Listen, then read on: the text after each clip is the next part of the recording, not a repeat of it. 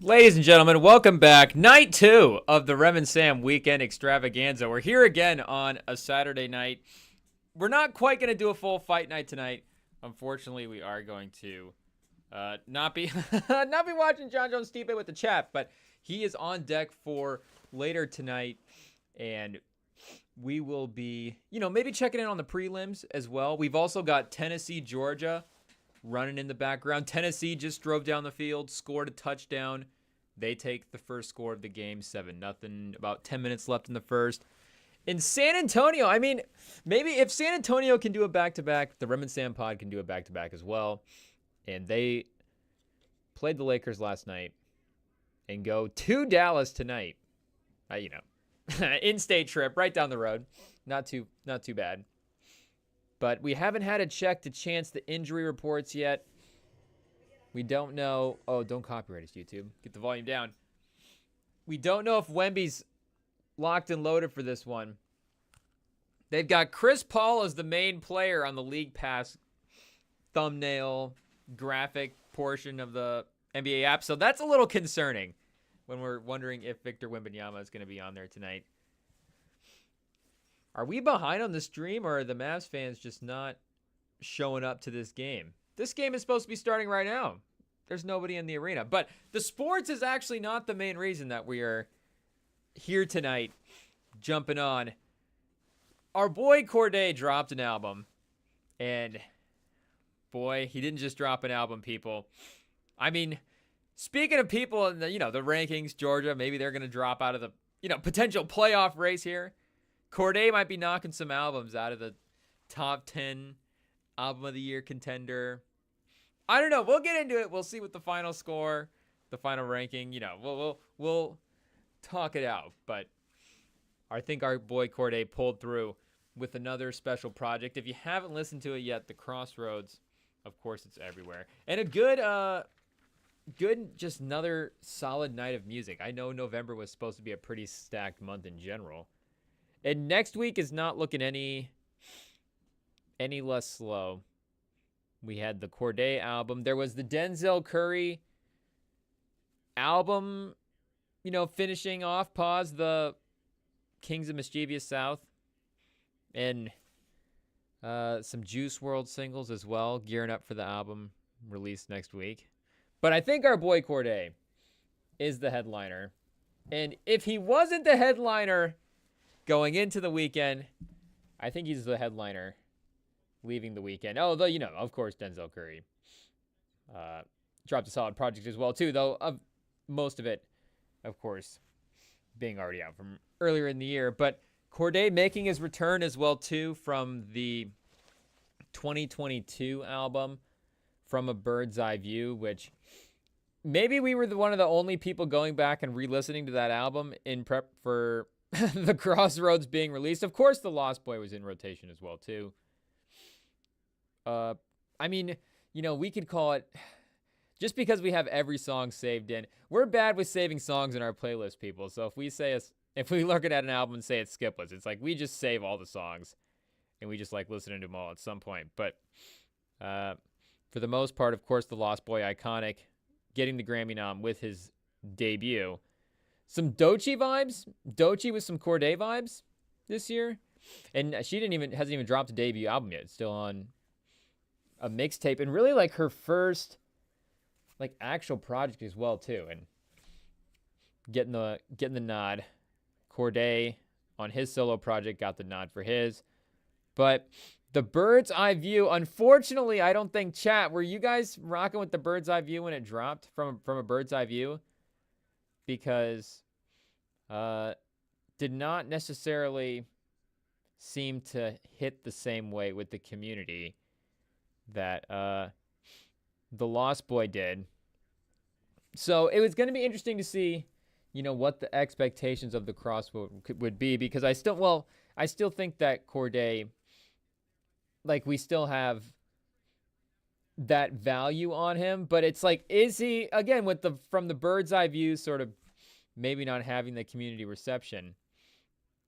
If you're just going through a list and you're like, yeah, Jid and Denzel and Corday, are you like, whoa, whoa, whoa, wait a second there? Like, does that all make sense? Or is that, you just keep moving and go right to the next one? Like, I think this was going to be the kind of the album now. Because, I mean, 2 for 3.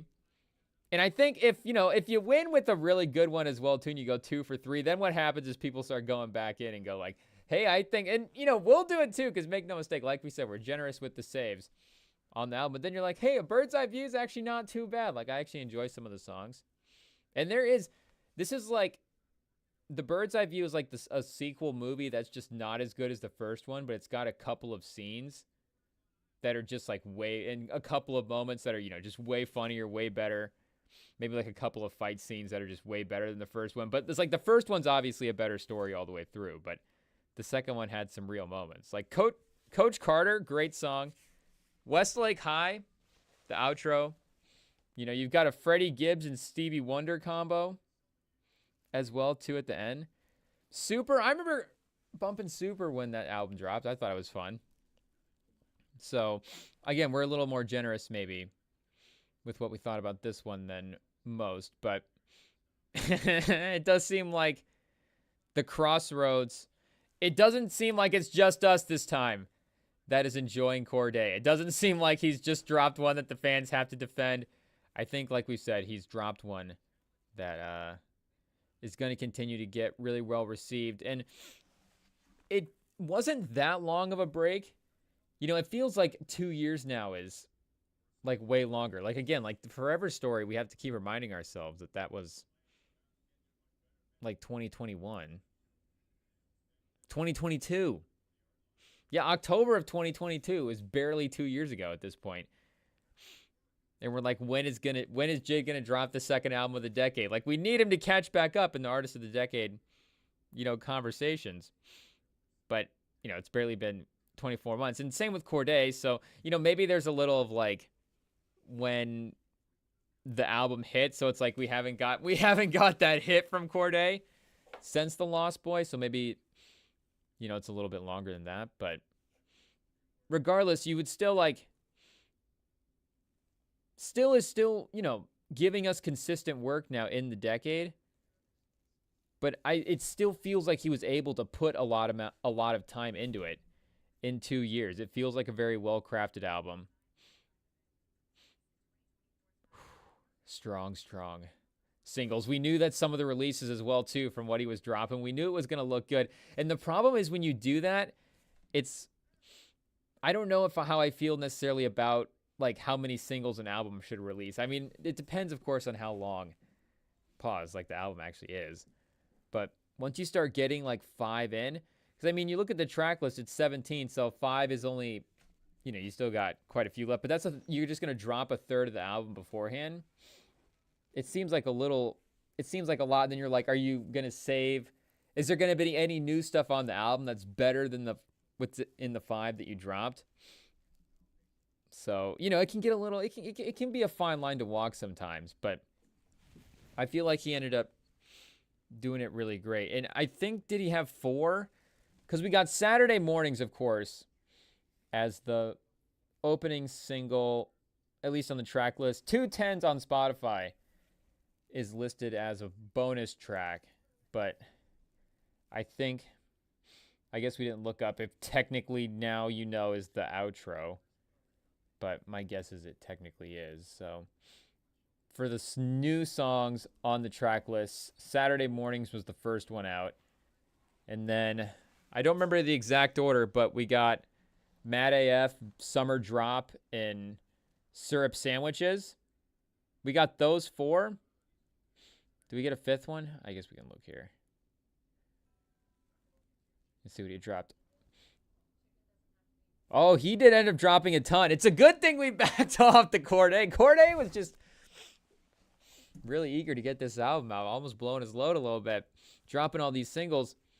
He got, the 4 that we mentioned, plus Prey with Ty Dolla $ign, and Lil Wayne with the Back on the Road. Dropped both of the Lil Wayne tracks as singles beforehand. I guess it's listed here that he dropped it Yeah, like day of, day before. So okay, those ones I don't think technically count. Like we said, we wanted to wait for the album and really watch the album or listen to the album in full, especially after because we couldn't not listen to the Joey feature. So we're definitely gonna listen. And it's like if he's gonna drop any more, we're not gonna listen. That's gonna be too much of the album. That's more of a third of the album. And we'll just wait and play the whole thing. We're close enough at this point. And the thing is too, he didn't seem like he's not like a delays, tease the album, fake kind of stuff. Like, again, he's definitely mentioned, and other artists, maybe it's not necessarily just giving us straight up dates and pulling it back, but, mentioning about working on it. And then it's like, well, where's the work? Is it happening? But, he's talked about it. He told us that it was dropping at, I guess I don't remember the full timeline of when he said it was going to drop, if there was maybe a certain amount of pushbacks or whatever, but for the most part, it was pretty much right on cue. Simple rollout. Gave us the release when we anticipated. And boy, oh boy, people, did our boy deliver. But can Georgia deliver as well against Tennessee? We will see. Like we said, Georgia, I mean, we're always invested in our boy Nico. There's a lot of just, it's a game. These are games you have to watch because there's going to be guys making plays on Sundays in these games. You got to make sure that, you're keeping up with the talent, but that there's going to be, exciting stuff happening. But, Nico, we're invested in, of course. But Georgia here, if they go to 3 losses, that's all 3 losses in the SEC. I don't know if that mathematically writes them out for the SEC title game or whatever, but I'm just guessing, as I would take my best shot at predicting a 3-loss Georgia team might be having a hard time making the 12-team playoff. And they were already out of the playoff ranking, correct, chat? Because Boise State, is there that conference champion thing? Boise State is ranked 13 right now. Georgia is 12, so you go 1 through 12 is in. Georgia would be in, but there's like a highest conference champion thing stipulation in there as well. So at 13, Boise State would leap Georgia and get in the playoffs. So they're technically out of it right now. And if this is a big swing type game for them. What's the sciencey thing that swings? Chat, what science people in the chat, help us out. But this is a big we can just think of swings, that's it. This is a big swinging game. A lot of swinging is going to be happening tonight for Georgia. It's just what it is. One way or the other, win or loss, swinging all over the place during the game, before, probably a lot after the game too, depending on the results, just lots of swinging. But if they win this game, they're tied record-wise with Tennessee. Tennessee's the 7th team in the nation. Is this like a little belt swap type game where you would look at that? Maybe, Georgia doesn't jump straight up to 7 at that point, but maybe they do, because that'd be another impressive SEC win.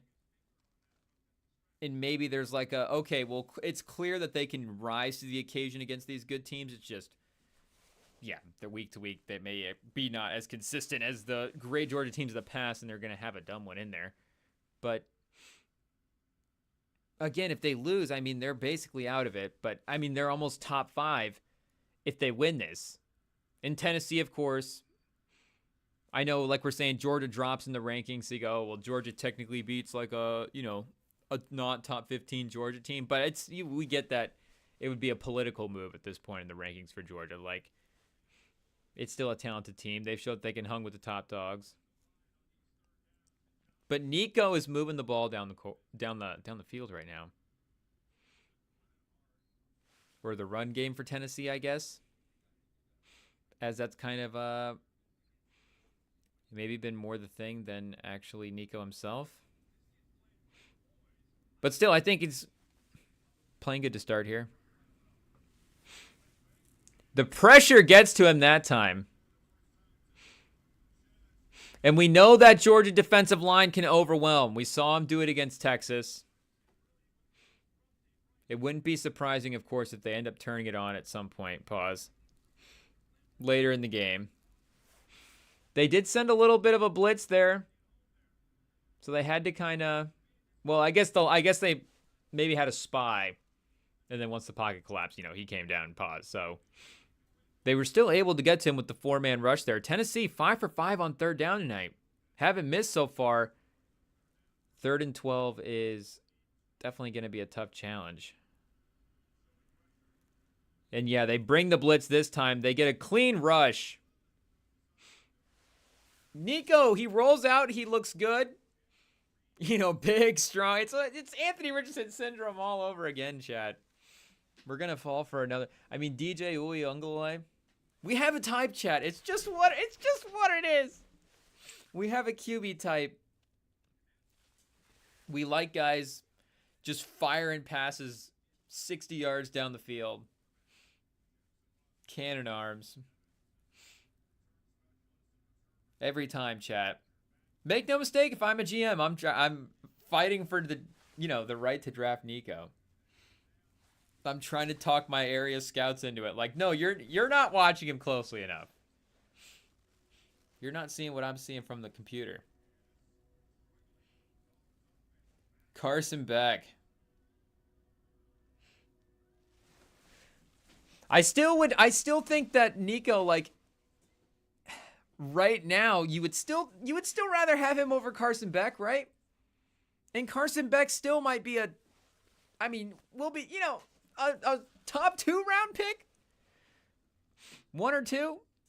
But, he's a top 60 pick in the NFL draft. In a college football scenario, I don't think it'd be crazy to say that you would take Nico. Maybe it is because Carson Beck, again, speaking of Georgia guys swinging, Carson Beck does have swinging vibes. And he does swing at the quarterback position because, we've seen him have moments of some consistency when, one, there's weapons out there for him like Brock Bowers. But, again, he's had good stretches of football for Georgia. Make no mistake. But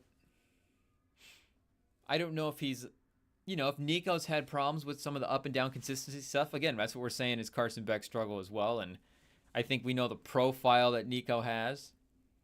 So I'm just saying that I think it's still optimism for a guy in his first year as a starter. Think about I guess McCarthy was still playing well as a starter. That's the thing. Even if he wasn't doing a lot, McCarthy was definitely, more accurate. But you trust a quarterback to get in there early and develop. And sometimes it's, a 1 year to maybe that's not as common as the Joe Burrow, Jaden Daniels. You need to stick around a little bit. But, it wouldn't be totally shocking to see a guy get a lot better. To see him in the SEC. But the SEC is kind of a place where I do feel like you get a lot of guys. It's not a lot of freshmen in the SEC, And I know Alabama, of course, has had the NFL run at quarterback lately. But still, I guess Jalen Hurts was in there as a freshman. But he was a much better runner than Nico, for sure. They were, the QB run offensive part of it was definitely more dynamic. And maybe Hurts had, still... a little bit of a better... But I still think Nico's arm talent might be better than Hurts. It just doesn't seem like he's dialed in on the run right now for some reason. But, moving around, pressured up. But we still... This is a good moment for our guy here. And this Georgia line is, of course, not a good moment. Okay. Why is the Spurs game not starting yet, chat? Oh, it's 7:30? Okay, let's go. I thought it was 7. I thought, what happened? Where's the delay? Did somebody spill something on the court? Are we waiting for Wemby? New administration? Passport issues? Hopefully we don't lose Wemby, people. Hopefully he did it the right. We'll trade all the picks back in case anything happens. We'll do what we can. Okay, we'll watch this Georgia Drive quick, and then we'll get into the Corday production on this new album. In this Georgia Drive, maybe it's a quick one. Flag right away. Carson Beck on the check down. I do want to see Carson Beck against this Tennessee defense a little. You know, I want to see a couple drives here, Chad. So we're gonna balance the two. But that's why we're just hanging out. It's a Saturday night. We would be doing the same anyways. Watching games, talking about the Corday album. If we had more screens and more devices, chat, we could get it. We could get it going. We could get it playing. But we need to find a way to get the rights. Get him on. Corday, call in. We'll listen to it together. Okay, 1st and 12. You love a penalty from the spot of the foul. I don't know, half the distance as well, too. Backed up already. 1st and 12. Not too bad. And they checked it down and then a run play. So they're not necessarily, Carson Beck, get us out of this situation here. And I don't know what the recent NFL news is on Beck as well. Let's see what our boys over at Tankathon are saying about the one Carson Beck. Because we did see some Garrett Nussmeier stuff on IG of his name rising up. So I don't know how much this, what the total shakeup has been at the quarterback position here. Shedeur, of course, remains pretty set. Cam Ward is up to 2. Ooh, Carson Beck is pushing it when we say a top 60 pick. He's the number 53 overall prospect on Tankathon right now. Drew Allard, number 63. Jackson Dart, number 91. Would I rather have Jackson Dart than both those guys? Is my QB board going to be Shedeur Sanders, Cam Ward, and Jackson Dart? Who knows, chat? Stay tuned. There's only one way to find out. Oh, 4th down, chat. Oh, there was a sneeze there for a second, chat. We fought it off. Whew, that was close. Carson Beck with the batted pass at the line of scrimmage. Dangerous in the, your own red zone. With the turnover potential, setting the team up in immediate scoring position. And Georgia's just having the type of season you got to watch out for their special teams in situations like this. Okay, gets it off clean. Are they a little like... I would say they were a little Niner-ish. Uh-oh, the punt was a good punt, but the return, not great for Georgia. Tennessee brings it across midfield. They're going to get the ball at about the 36. Ooh, good field position right away for Tennessee and a chance to go up 2 scores. But, just in terms of the talent on the team and the ability to, close out some of these games, it doesn't feel like, again, Georgia, their ranking's not going to match their talent, but I don't think they're going to be 18 and they should be 14th. Should they probably be? And maybe, it's like you play the games, you get the results. Maybe it is what it is.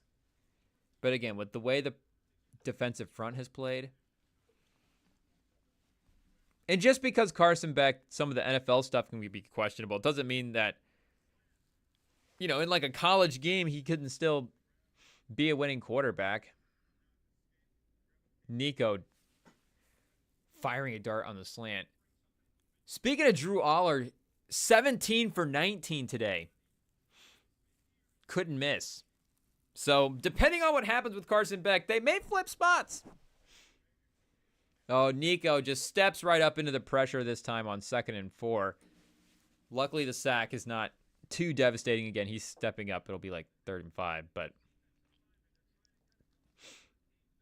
I don't know. You got to get out of the pocket there. Oh, they just swarm. That's just good. I don't know what he says. Can we say Gap something, chat. What do you call it? Gap fundamentals? Just good old gap fundamentals by the Georgia defensive lineman. Not really a place to go because it would have been hard for him to circle out there as well, too. And they just run it on 3rd and 5. Do they have a good field goal kicker? This is kind of a long field goal for college. I don't know if this is just an automatic make unless they have a dude.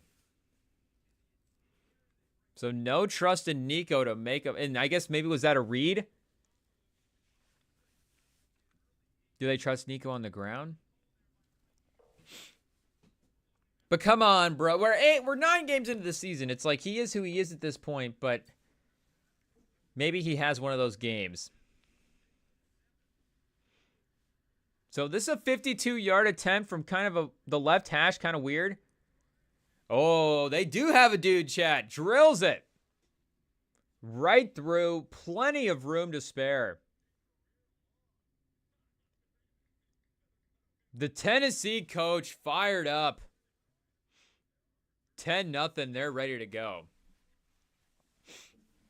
And speaking of on fire, chat, the producers of the Corday album. Man, oh man, throwing some heat. Like I said, we'll get into some of the other stuff, but in terms of production, chat, and this, like with any album, we'll have to continue to listen to it, sit with it a week or two before it finally. And the rankings are always changing for the year-end rankings, but it'll take a little bit of time to warm up in there and kind of see where it is and compare and contrast. But this is also going to be a tough one to balance, like our bias in music taste versus what we actually need to be objective about quality. And this is going to be an easy one again to be objective about quality too, because I think it's there along with the bias. But just the soul sampling that he uses, chat, the old school style pitching up, all the vocal samples, chat. So good. And just the consistency of it throughout the entire album as well too. Like there's a couple of tracks where, again, with like Mad AF, where it goes a little maybe more trap beat. He's trying to, have a little more fun with it. But basically every track is some sort of, soul sample. There's some sort of vocal cut into the track. And I love the fact that he actually committed to that, because I don't think that there has been, there's been a ton of albums that have definitely had those elements, in it. Of course, we see it, of course, with some of these great artists, but to actually have like a full on where you're like, oh yeah, this is like a full on Chipmunk Soul chat. I think that's what it's called. The Chipmunk Soul album. Like it's pretty much start to finish just that. And I guess, not everything that I was looking at for soul albums was, like that exact type of thing. But again, for like looking at the last handful of years, for now to be this much dominated by those kind of samples. For this year alone, of course, again, in sample heavy albums is, that's what we're talking about here. But like the JPEG Mafia album is definitely like a sample album, but that's still, where he's doing the experimental thing. It's not really what Corday is doing. And I think the Common Pete Rock album is doing that a little bit, but that's like a little more boom bappy as well too. And like a little more 90s, a little more old school Pete Rock, of course. And I was also thinking of like the Boldy James Terms and Conditions with the Conductor Williams production behind him for that album. And Michael, going back a couple of years, 2000 by our guy Joey. Anything that, like The Alchemist and the Freddie Gibbs Project. But outside of those, chat, I guess maybe, well, I was looking at like the King's Disease albums too, but those aren't, of course, Hit Boy is one of the great producers. And when he's flipping a soul sample and flipping an old school sample like that, doing it on King's Disease and Pause and doing it on Magic as well too. Magic 1 more so than Magic 2, but he's really nailing it there. But 2000 as well. 2000 is a little boom bappy. And I feel like when people go that route, it is a little more like boom bap or like the jazz fusion type. Maybe more with like some To Pimp a Butterfly type inspiration, but also like the Michael album as well too. That one at the Grammys. Blues album this year, of course. Blues always. The Blue and Exile album. Love the Anonymous. Is it Love the Anonymous Word or Love the Anonymous World? I bet it's Love the Anonymous Word, right? That would make them... Oh, no, it is World, chat. We doubted ourselves. Love the Anonymous World by our guy Blue. But at least, again, for the last handful of years, probably the best, of like that old school soul sample. At least for me, from a production standpoint, in that type of album. And again, like for my bias...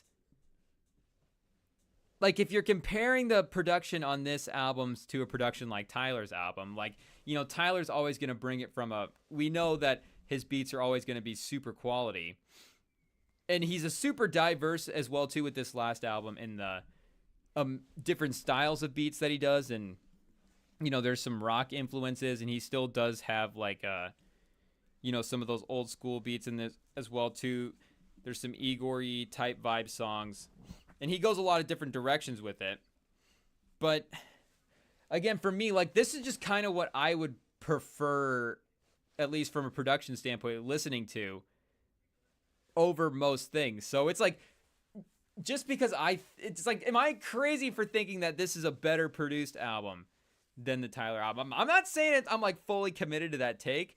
But as I'm, looking again through the albums in the year-end rankings, trying to see where this is at, like, if it's, again, the common Pete Rock album, sort of the same old school stuff, all the high list year-end albums, and now the Denzel Curry album as well too from this past week, which has a couple of new, a fresh sort of look to it, and definitely sort of elevated in this conversation. So maybe that you could also say that, if we're getting nitpicky, you could go, well, Tyler's diversity is also a benefit for it as well, too. And it's like we're seeing him pull off this many stuff. And I guess I'm not saying that that is a negative in general. I guess that's just like the fact that Corday was like constantly giving, the beats that a guy like me, like the type of beats that I like. It's almost every track in the song. So there's not really going to be a place for me to be like, oh, let me get to this part of the album, because I know, like, in the back half, it's going to be a little more the vibe I'm looking for at this time. But I think it's going to do very well stacking up production-wise against some of these other albums. And looking at, like, the Freddie Gibbs album as well, too, that just dropped, it's going to be close. Like, the Anderson .Paak Knowledge, the No Worries album as well, too. That's a very well-produced album. Do I need to do a separate ranking, chat? Just production rankings? And try to figure it out that way? Because I think it would be a little bit different. I think near the top here, once you start getting to the top of the list, it's like, yeah, stuff kind of starts checking the box in all those categories. Like, is something going to flip around? It's still going to be in the top 5? Is it going to go from like 3 to 5 and 4 to 1, or, however, it's like, it's still kind of all in the same range. But like the Mavi album, see, that's a tough one too, because we have that one maybe a little farther down our rankings than some people, but just from a production standpoint, Mavi's super consistent on that one as well. So, like we admitted it right away, chat. I'm telling you, it's gonna be hard to balance this bias, because, like, once he dropped that Saturday Morning track, and I think, like we said, was Summer Drop. Oh, Summer Drop was the next single, and then Mad AF after that. But he drops that third one in there, and it's like a little bit of a different vibe. You're like, okay, this album could go, a couple of different directions. But if we were gonna, and we love it, obviously, if it's a good song, it's a good song. But it's if we had to narrow it down, pick like what our absolute favorite songs would be. Like, I mean, Saturday Morning is like the perfect formula for a song that we'd absolutely like. So we're like, if he's doing this kind of stuff on this album, then this is absolutely great. And he again has had soulful stuff. Like Westlake High is a great song, the outro for the From a Bird's Eye View, but to bring it for the entire album like this and to commit to building around it like that is definitely a win to see. And it's not necessarily something that, because again, like sampling itself is always super prevalent, and these type of tracks are still being dropped. Like, again, if Saturday Mornings was one of 2 or 3 tracks like this on the album, and he has a couple of other trap beats and a couple of other different type of stuff, and he's maybe like this is like a party banger and has whatever, it's like, okay, yeah, that's awesome, we'll take it, absolutely. But and the fact that he actually still worked it in there, we're like, yeah, that's fine. A couple of tracks that has that soul sampley type thing, it's great. Like the We Don't Trust You, it's perfect. It's like the Everyday Hustle. You get, Ice Attack and all the other, great Metro Boomin type trap beats. And, he throws us a soul sample in there as well. That's perfect. Like, we'll absolutely take that. Again, we've got like Killer Mike giving us some soul sampley stuff. Kanye, 530, a little, old school too as well. So like we're saying, it's not like it's totally gone, and it's not like it's totally out of our place. And, the fact that it's so, you can stack your playlists with, old school beats as well too. So it's not like the playlists are lacking in that kind of sense. The Logic album, I forgot. The Logic album is kind of a shout out. That's kind of a soulful album. He brought it in that one. That's not bad. Hit Boy had a couple of different projects as well too. I mean, like Benny the Butcher. There's a couple of songs in the new Ghostface Killah album. So like we're saying, we're still able to, like, even from just this year in 2024, stack a playlist full of these soulful songs, and we wouldn't necessarily walk away from the year and go, oh yeah, that, type of that sound in Saturday Morning, like that, what we're looking for, like that's not dead. It's totally fine. And, we love getting all the other stuff on top of that as well too. Pause. But again, for Corday to bring that for a whole album, I didn't realize the actual absence of that, and now he's again, pause, filled that gap, but done it in a really good way. So the production for this album was absolutely fantastic, and the writing for this album was something that I was seeing again. I think this album, for the most part, and I was looking on albumoftheyear.org right now, and again, it's only been out for like one day, couple of days, but again, it's like pretty high up on the rankings, and maybe it's just the initial kind of burst will be indicating of, maybe it'll just kind of settle in that range, and that'll be where it's at. I think it's at like 13 right now, 12, 13.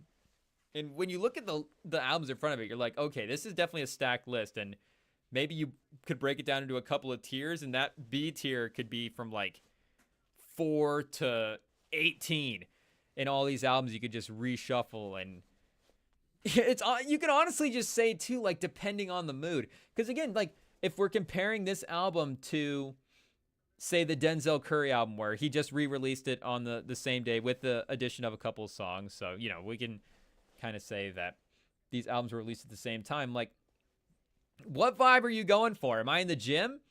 Do I want to get amped up? Because maybe the Denzel Curry album is perfect for that, and it's a great album with a lot of those really fun trap beats and getting crazy, spitting fun bars, and the songs that he brought in as well too and added to the project really, I think, rounded it out in a great way. Where again, I think with that mixtape, it's a lot of those like headbanger songs, heavy on the aux type songs. And it's super fun. Like we're saying, there's environments where it's going to be great to play that project from start to finish. But there is now a little bit of,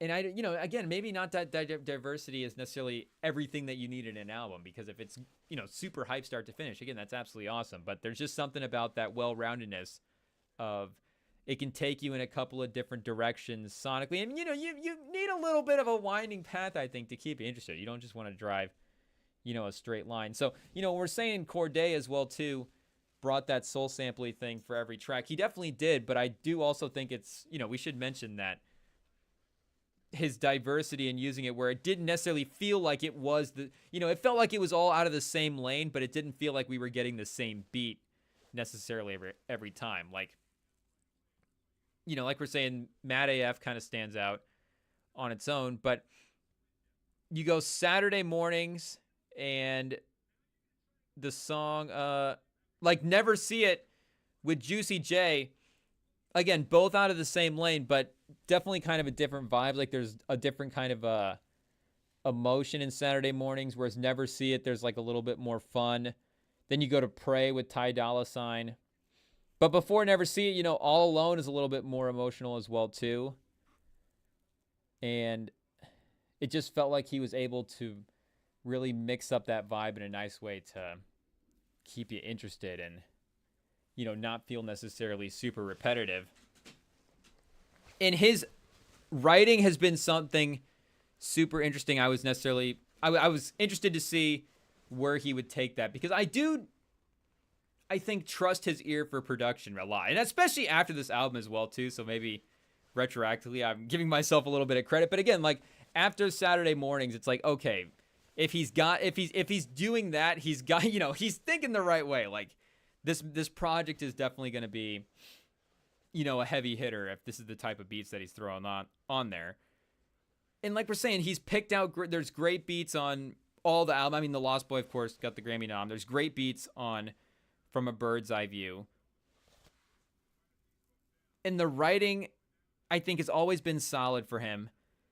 But, 3 albums in, you're going to wonder, stylistically, how is the evolution going to happen? Is it going to be in these, like, crazy sort of, bars? Like J. Cole, for example. And J. Cole has always been, like, a real good, especially, being, like, really that generation, like, right out of the old school.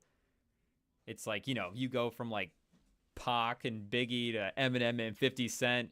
And I guess there's, like, some Kanye a little bit in there as well too. And then you're like, the line from 50 Cent to J. Cole to, the 90s is not necessarily super, like him and Kendrick and Drake and those guys have always been good with, all the double entendres and all like the crazy deep stuff that you can get lyrically. But, the evolution that we've seen Cole take in his career in doing that, where now it just seems like every bar is tied into something and he's connecting stuff back to stuff. It's like a comedy set where the guy might go from, and maybe starts in some of his earlier specials where it's like real joke to joke to joke to joke type stuff. And now a couple of specials later, he's doing storytelling stuff. He's weaving stuff in. He's calling stuff back from like 5 bits ago. And now his closing bit mentions something. And it's like this whole full circle moment. I mean, you get a guy like, of course, like we're saying, Mulaney, of course. And, shout out to Russillo for coining the term the Mulaney. I think that was Russillo for, like a full circle joke punchline moment. But, Mulaney is like the Kendrick, of course. It's like the early work. You're looking at it and you're going, oh, yeah, this is special. I mean, from a technical standpoint, this is like comedy stuff that's, you're seeing maybe veterans would love to have one special that's, like this in the game. But, Corday has always shown that lyrical upside, but again, it's like, where are these steps going to happen in? And I didn't necessarily think that there was a ton of like that kind of stuff in this album. The man had punchlines for sure. The man was, the rhyme schemes, all that stuff was on point, but his storytelling and his ability to just keep you engaged throughout the track, and there is such the easiness of listening to him as well is, I think, a beneficial thing. Like, that lyricism is a funny thing. And again, like if we're talking J. Cole, Kendrick, like that's can kind of be the thing where you've got Kendrick there can be like a speed sort of thing and a cadence thing that he can do. And he can get a little like wizard, the wizardry with some of the double and the triple and the cinco tuple entendres that he's pulling off with the 5 meaning stuff and the triple meaning 6, the 6 meanings behind 616 in LA or whatever. He can be thinking on 4 different levels, and then J. Cole can kind of walk you through a story and lay out kind of a scenario and lay out these different life things, and you're like, somehow this is all kind of just as good. And then somehow somehow Jake, I'm still thinking of Jake Paul, somehow Drake, crying about his girl can just be as good as all these other guys.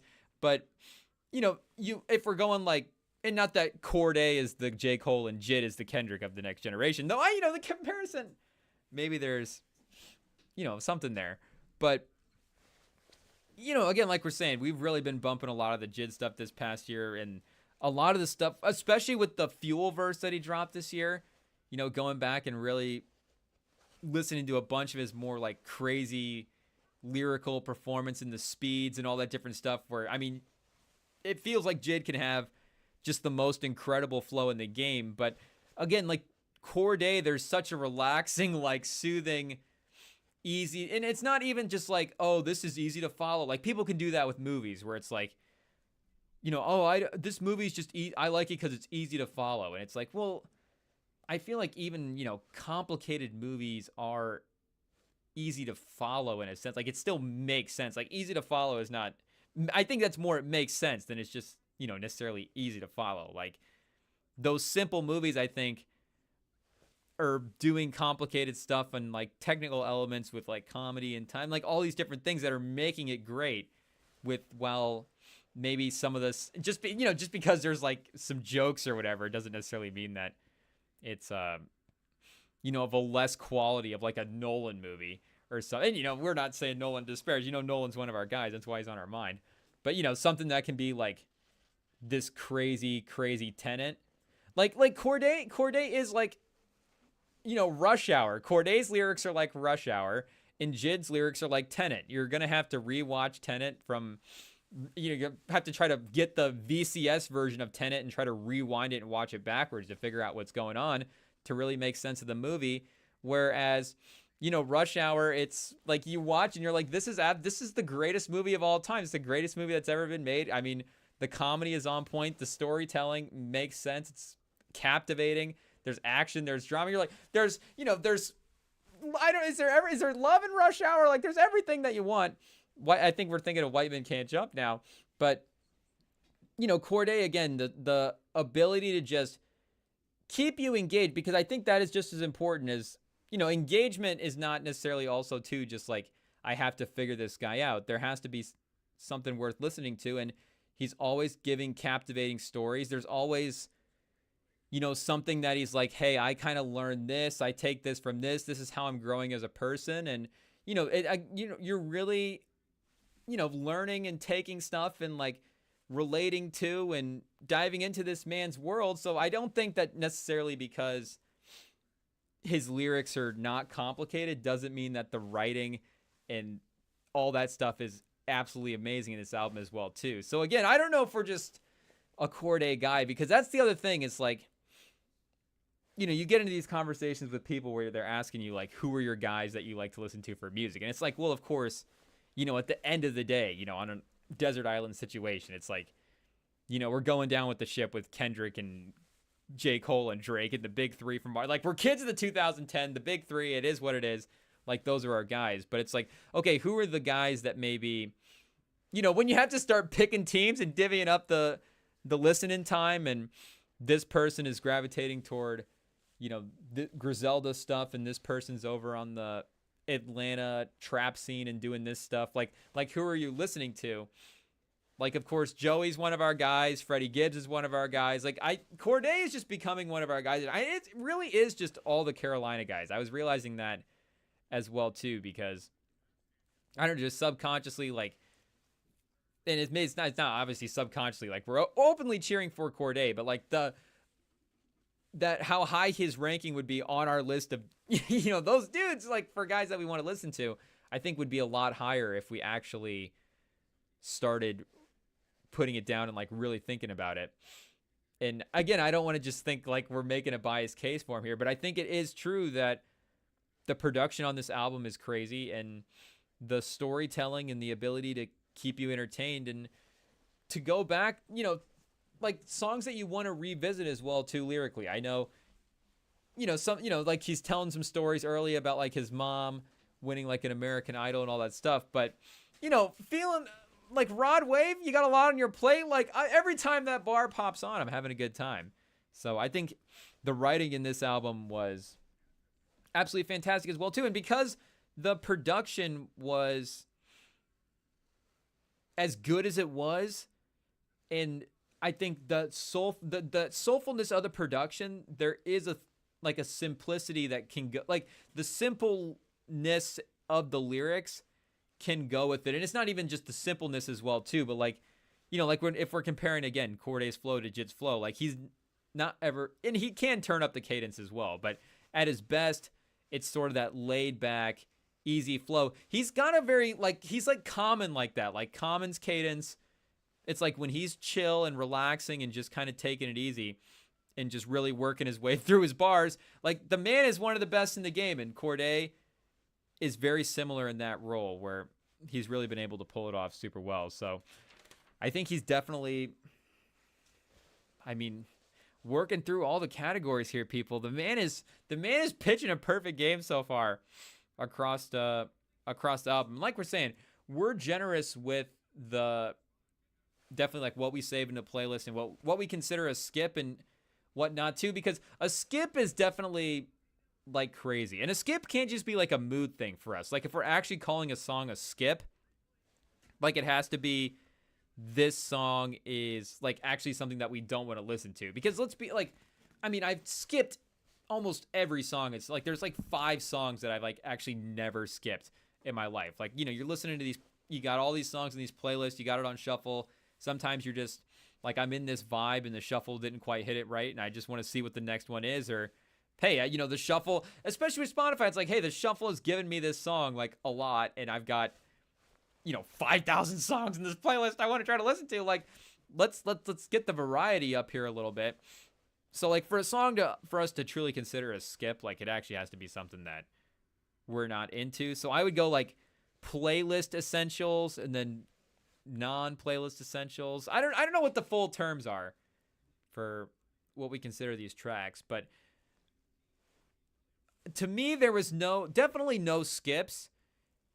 And I don't even think there was no, like, you could necessarily, like, leave this out of a playlist. Like, I think, again, every song kind of has value in a different way. And I think maybe the reason that a song would be something that you wouldn't just be, like, just automatically throw this into the playlist would be because it's similar to something else where you're like, this is the better version of it.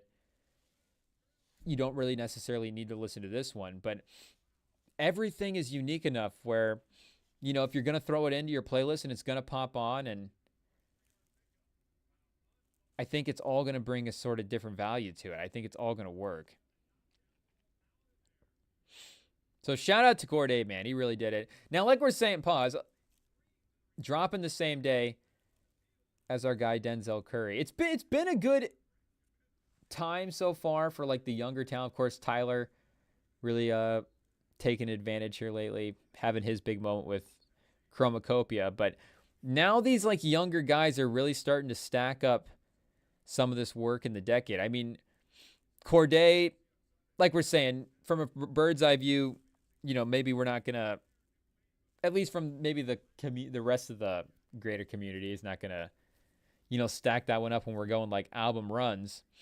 But the songs on that and the quality of the Crossroads, like he is back on track to be like, okay, the 2020s, like we're still keeping an eye on Corday for sure. He's definitely in the mix. Now, I don't know if it's too early to start doing 2026 Grammys, like who's winning, who's up. But, Corday also has some history in that as well too. So I think his name will be back in the mix. I'm almost a little surprised that he didn't submit Saturday Mornings this year. I was looking at it before we started as well, just to double check and see if I was wrong. And, the internet research, that could definitely be wrong too. But from the list that I was looking at, they were pretty comprehensive, went through a couple of them. and I didn't find him submitting anything. Obviously, he only really released those couple of songs, but I don't know. I think he might have gotten a chance to get the nod with Saturday Mornings, and the Wayne feature as well too. That beat's too crazy. It's too good. There's just no way you can ignore it. And I don't know what Denzel Curry's going to do for his in terms of, and again, not the Grammys or everything, but most of this album was dropped in this past window, and I don't know if there's enough new stuff to throw it into the new one and consider it a new project, because I think it has to be over 51% like newly recorded material. So I think maybe like Killer Mike dropped like an EP this year as well too that had some remixes and stuff on it that might have like, kind of hurt that one. And that's kind of chances to win. Did Killer Mike submit anything to the Grammys? I actually forgot to look. Let's double check. I have the tab pulled up here. Shout out to our guy Killer Mike. I feel like a couple of those singles definitely should have gotten considered. Do they have him listed under K or M? Is he Killer or Mike? And do they have him is first name Killer, last name Mike?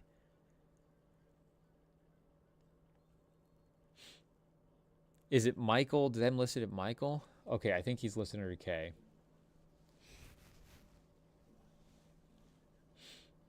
Let's see if we can find Killer Mike's Grammy submissions chat.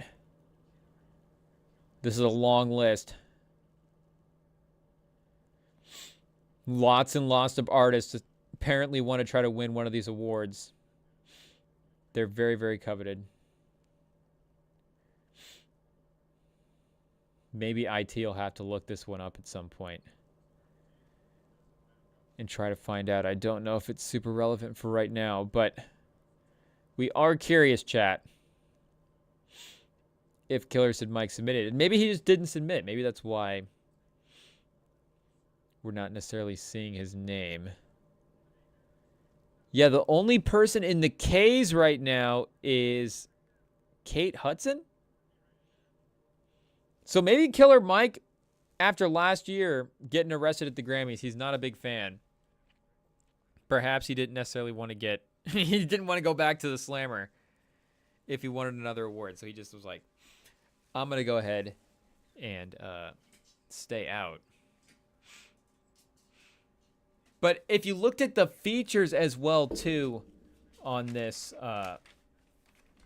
Corday album, because, again, like if you're looking and comparing him to some of the other younger talent, like I know maybe Denzel Curry is not like attacking the same sort of, topics that Corday is attacking in his projects. Obviously, we've seen Denzel Curry rap about relevant stuff before, and he's having a little bit more fun on his newest project. But again, with some of the cadence, some of the flows that he's able to catch, like it's clear that maybe, if we were doing a ranking, maybe we would gravitate toward having Denzel Curry higher in that. And Denzel Curry's ability to, put together a full album and work features into there and put, those features in chances to be successful. Like he's clearly able to do that as well too, because this latest project was like mostly features. In the first version of the track, the first version of the album that he dropped, every track had a feature on it. And I think there's only one track that he added to on the new version that doesn't have a feature as well. So, he really feature heavy and really was able to, they all crush as well too. I don't think there's necessarily a bad one on there. And the same with the Corday album. And not that we're, not this is all like a compare and contrast between these two, but just to kind of try to fit everybody into like the pieces and the puzzle spots in the game right now and kind of try to, rank up and see where everybody's matched up against each other. Like Corday with the album experience and with the ability to put features in good spots, I think he's got that as well too. He's really kind of, again, showcasing the full package here as an album maker and as an artist. And I think the Kanye feature is a perfect example of that, because you hear you hear that you're getting a Kanye feature. A Kanye verse would be crazy. But a Kanye verse right now, like, who knows what kind of verse you're even getting, and who knows what even Kanye ended up, turning in for Cordae to use for the feature work. But Kanye's the hook was like just fine. It works. The beat's great. Again, Cordae's rapping and storytelling and all that stuff throughout the album is just great, and it's just it's perfect on point. So bringing in a big name, letting him do the hook, and not necessarily letting him like mess up the song with the verse, or where you're in a spot where you're like, I have to like now, Kanye's verse didn't make the album, and now there's like a whole thing here. Like I don't know what the whole I don't know how that all even came about with the song, but if there was like decisions that had to be made and it just came down to like, hey, Kanye's gonna do the hook on this song, that was like absolutely perfect. And then Wayne, he crushed both his features as well too, and he had a couple of new names on there that I wasn't super familiar with. Let me see. They were kind of near the middle here. Oh, no, yeah, Jordan Ward, but Raven Lene, I'm not super familiar with this Raven Lene. Let's see what we've got. If she's been featured on anything else. Dropped an album this year called... Oh, she did that song One Wish with Childish Gambino. Okay, this album dropped in August. Well, we'll save this one, chat. We'll give this a listen. Shout out. Call in, Raven. Say what's up. But fans also like Leon Thomas. No worries. Jordan Ward. So yeah, right in our wheelhouse. Oh, on the Forever Story? Where's she at on the Forever Story? She's not credited on the track list. Oh, Louder too. Oh, okay. I forgot about that with Aaron Allen Kane. Yeah. Also on the Smino album. I mean, definitely been popping up, been around. Been in circles that we should definitely know about. But now she's on the radar, fully on the radar. We know what's up. But Juicy J as well, too. He crushed his feature. He always shows up. Not a bad placement on this album. No Eminem. Eminem for the last couple, but I guess time to grow up. Cordae's got to do without the guy. But I don't even know what the weakest element of the album would be, chat. I think Cordae kind of nailed it. And again, it's weird to call this stuff like a perfect album. But I was, listening to The Bigger Picture today. Shout out Hip Hop DX. Shout out Elliot Wilson. And he was saying for this year, and I mean, I agree with it as well too, just looking at the playlist that I have with ranking, trying to like look at all the albums for the year and see what we've gotten dropped. There's like that big chunk of albums right now, and it's in the middle is not the right way to say it, because it's not like the middle of the rankings, but you maybe have like the one or two at the top, and we had the Grammy noms already, maybe we know what it's up there, but all these albums right now are like good albums. There's not like we're saying, I mean, this Cordae album doesn't really have any skips. The production is fantastic. The features are great. I mean, it's great basically from every angle. And it's like there's a version of the year where this is somehow not a top 10 album of the year. Like the year has definitely been a good year for hip hop. I mean, I know that sentiment is true. I know people are saying like the best year ever, and I think that is a little bit strong. I mean, what did we, in '94? Didn't we get like Southern Playlist, Cadillac Music, Ready to Die, and Illmatic? Like, I mean, maybe top 5 year in hip hop history, but I don't know if we'll have the stuff that ages as well too, because it's not even like Illmatic was. I mean, the debut, first week sale, whatever, but it's not like it didn't take that long for it to necessarily become an instant classic. People knew right away with all this stuff. So I mean, we know what the classics are. We know what we're going to be bumping and what's staying in the rotation. And like we're saying, maybe it's like, ooh, that Anderson .Paak album, if we do the redraft 10 years from now, and we had that at like number 10, number 11 in the first version. And we're like, man, that's really growing on us over time. The R&B vibes, we're chilling out. We're really, in our older years, really feeling good. Maybe that's the top 5 album of 2024. Like, I'm not saying that, like we're saying all these albums could reshuffle and there could be a reorder. I don't think we have the high-end talent to consider this the greatest year of hip-hop of all time. It's like that 2018 draft class that, was it 2018 or 19? That me and Sam did the redraft on, where, and there's some great high-end talent in that as well too, where you've got Shea in that draft, you've got Luka in that draft. You get like Trae Young, and there's some, a bunch of other star kind of players as well too. But you've also got DiVincenzo. Was Trey Murphy in that draft? Maybe not Trey Murphy. I feel like there was a Pelicans role player in that draft though. But a bunch of those kind of really solid rotational guys. And you're like, man, there's like 30, like there's 35, 40 guys here out of this draft. Everybody's contributing. Everybody's playing hard. Pause. Everybody's giving big minutes in the league. Like, that's what we're seeing here. Like, there's just a lot of albums that are going to be injected into rotations, and a lot of people that are really delivering on what their fans are, kind of expecting from them as artists. And I guess I would say maybe for the next album, if he was going to, like, what is next? How does he improve? What is like the next step?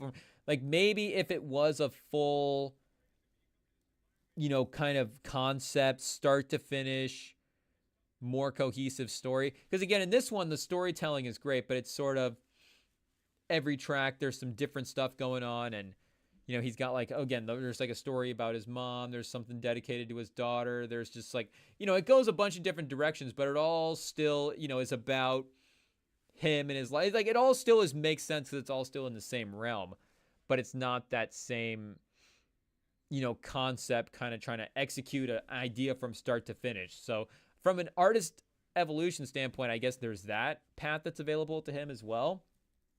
But I do think that is something that is perfect for being up next for him, because of the fact that the bird's eye view, maybe from a perception standpoint, had people, people maybe weren't bumping that one as much.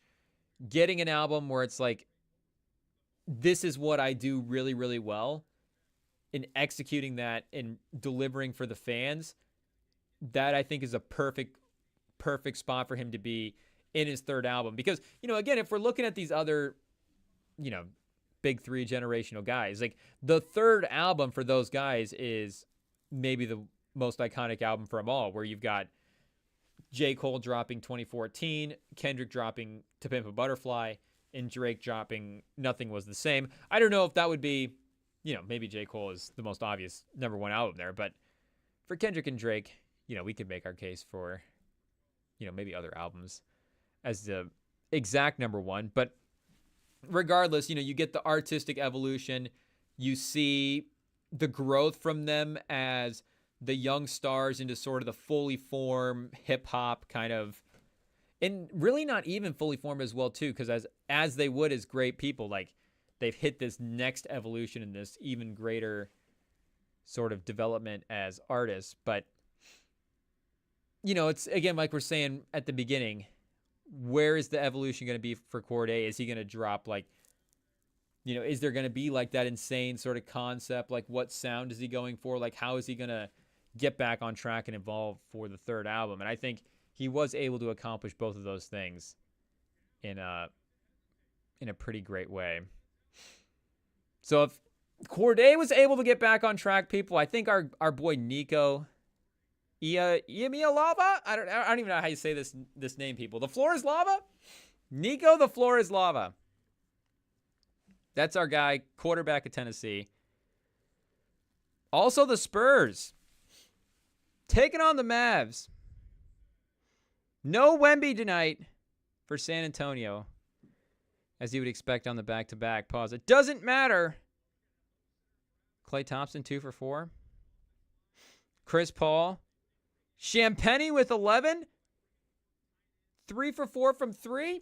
Champagnie can't be stopped. Klay Thompson's got to be guarding him. Actually, right now, okay, Luka is guarding him. Or is that Kleba? We can't tell our white guys apart, people. We're talking about Kleba and Luka, not the first guy we mentioned there. Champagny taking Kleba off the dribble. Not able to get the layup, but the offensive rebound is good to go. In Georgia, while we were distracted talking about Corday, has surged back into the lead. Unbelievable. 14-10. 2 minutes. And we're almost to the 2-minute timeout. Shout out. We got that down, chat. We're 11. We're maybe 11. I don't know how many weeks we are into the college football season, but mid-November, 2-minute timeout. We've been warned not to call it the 2-minute warning. That's not what it is. And I think Tennessee is just going to run it down and let it go. But they're back in scoring range, so we know they've got the great field goal kicker. They're definitely well within his range to get this one to go. They could at least be within 1 point. So, 1 point, 1 score. You'll take it. You'll be chilling.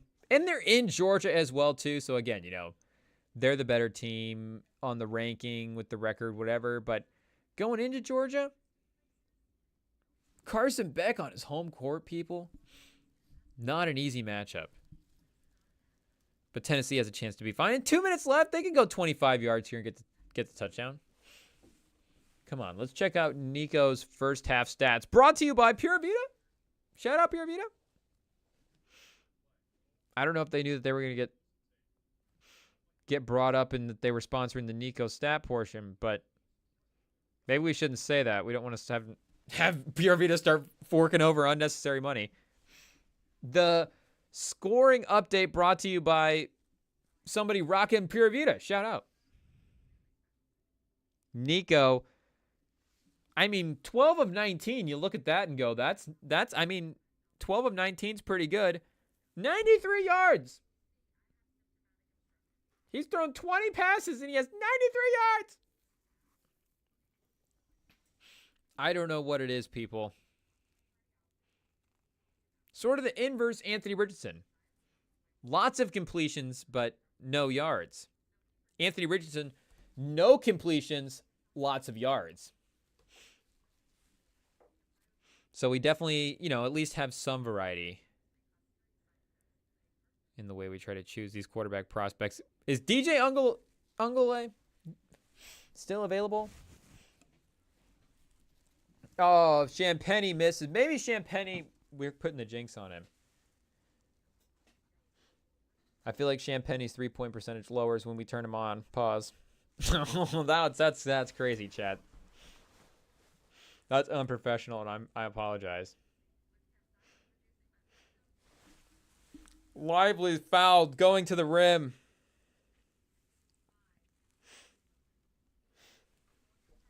And we also got prelims going on for John Jones, Stipe. There's just a lot happening, people. The sports world never stops. Let's hope that remains true as we enter the new year. But on deck, I think Oliveira, I believe, is fighting tonight as well, too. Two of our favorite fighters, chat. John Jones, Charles Oliveira. To be honest, whoever your favorite fighter is honestly just whoever's fighting in the moment. But Stipe, you got to respect it. You got to love it. But what is more fair, chat, from an age perspective? I think we have more confidence in Mike Tyson last night to beat Jake Paul than we do in Stipe to try to take down John Jones. I know Jake Paul was minus 225. Let's see what the odds are for our boy Stipe. What did they end up pushing him to?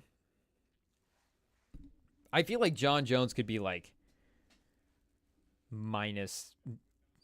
I don't even want to throw it out a number just to be disrespectful to Stipe. The man is a legend. Oh, chat. I was going to say minus 900 just to be dramatic and then maybe look at it and it's like minus 300. John Jones is minus 620. Minus 620, chat. Stipe plus 460. I might be a fool, the biggest fool, But Stipe at plus 460. I mean, what are we doing here, chat? We got to do something. We can't just sit by and let any fighter in a main event be at plus 460. This is crazy. Will the fight go the distance? Yes is plus 310. It's more likely that Mike Tyson beat John Jones beats John Jones than the fight goes the distance, but more likely that Mike Tyson got the win than Stipe even makes it to the end of the round, end of the fight, end of the match. That's crazy. The dominance of John Jones, the GOAT talk.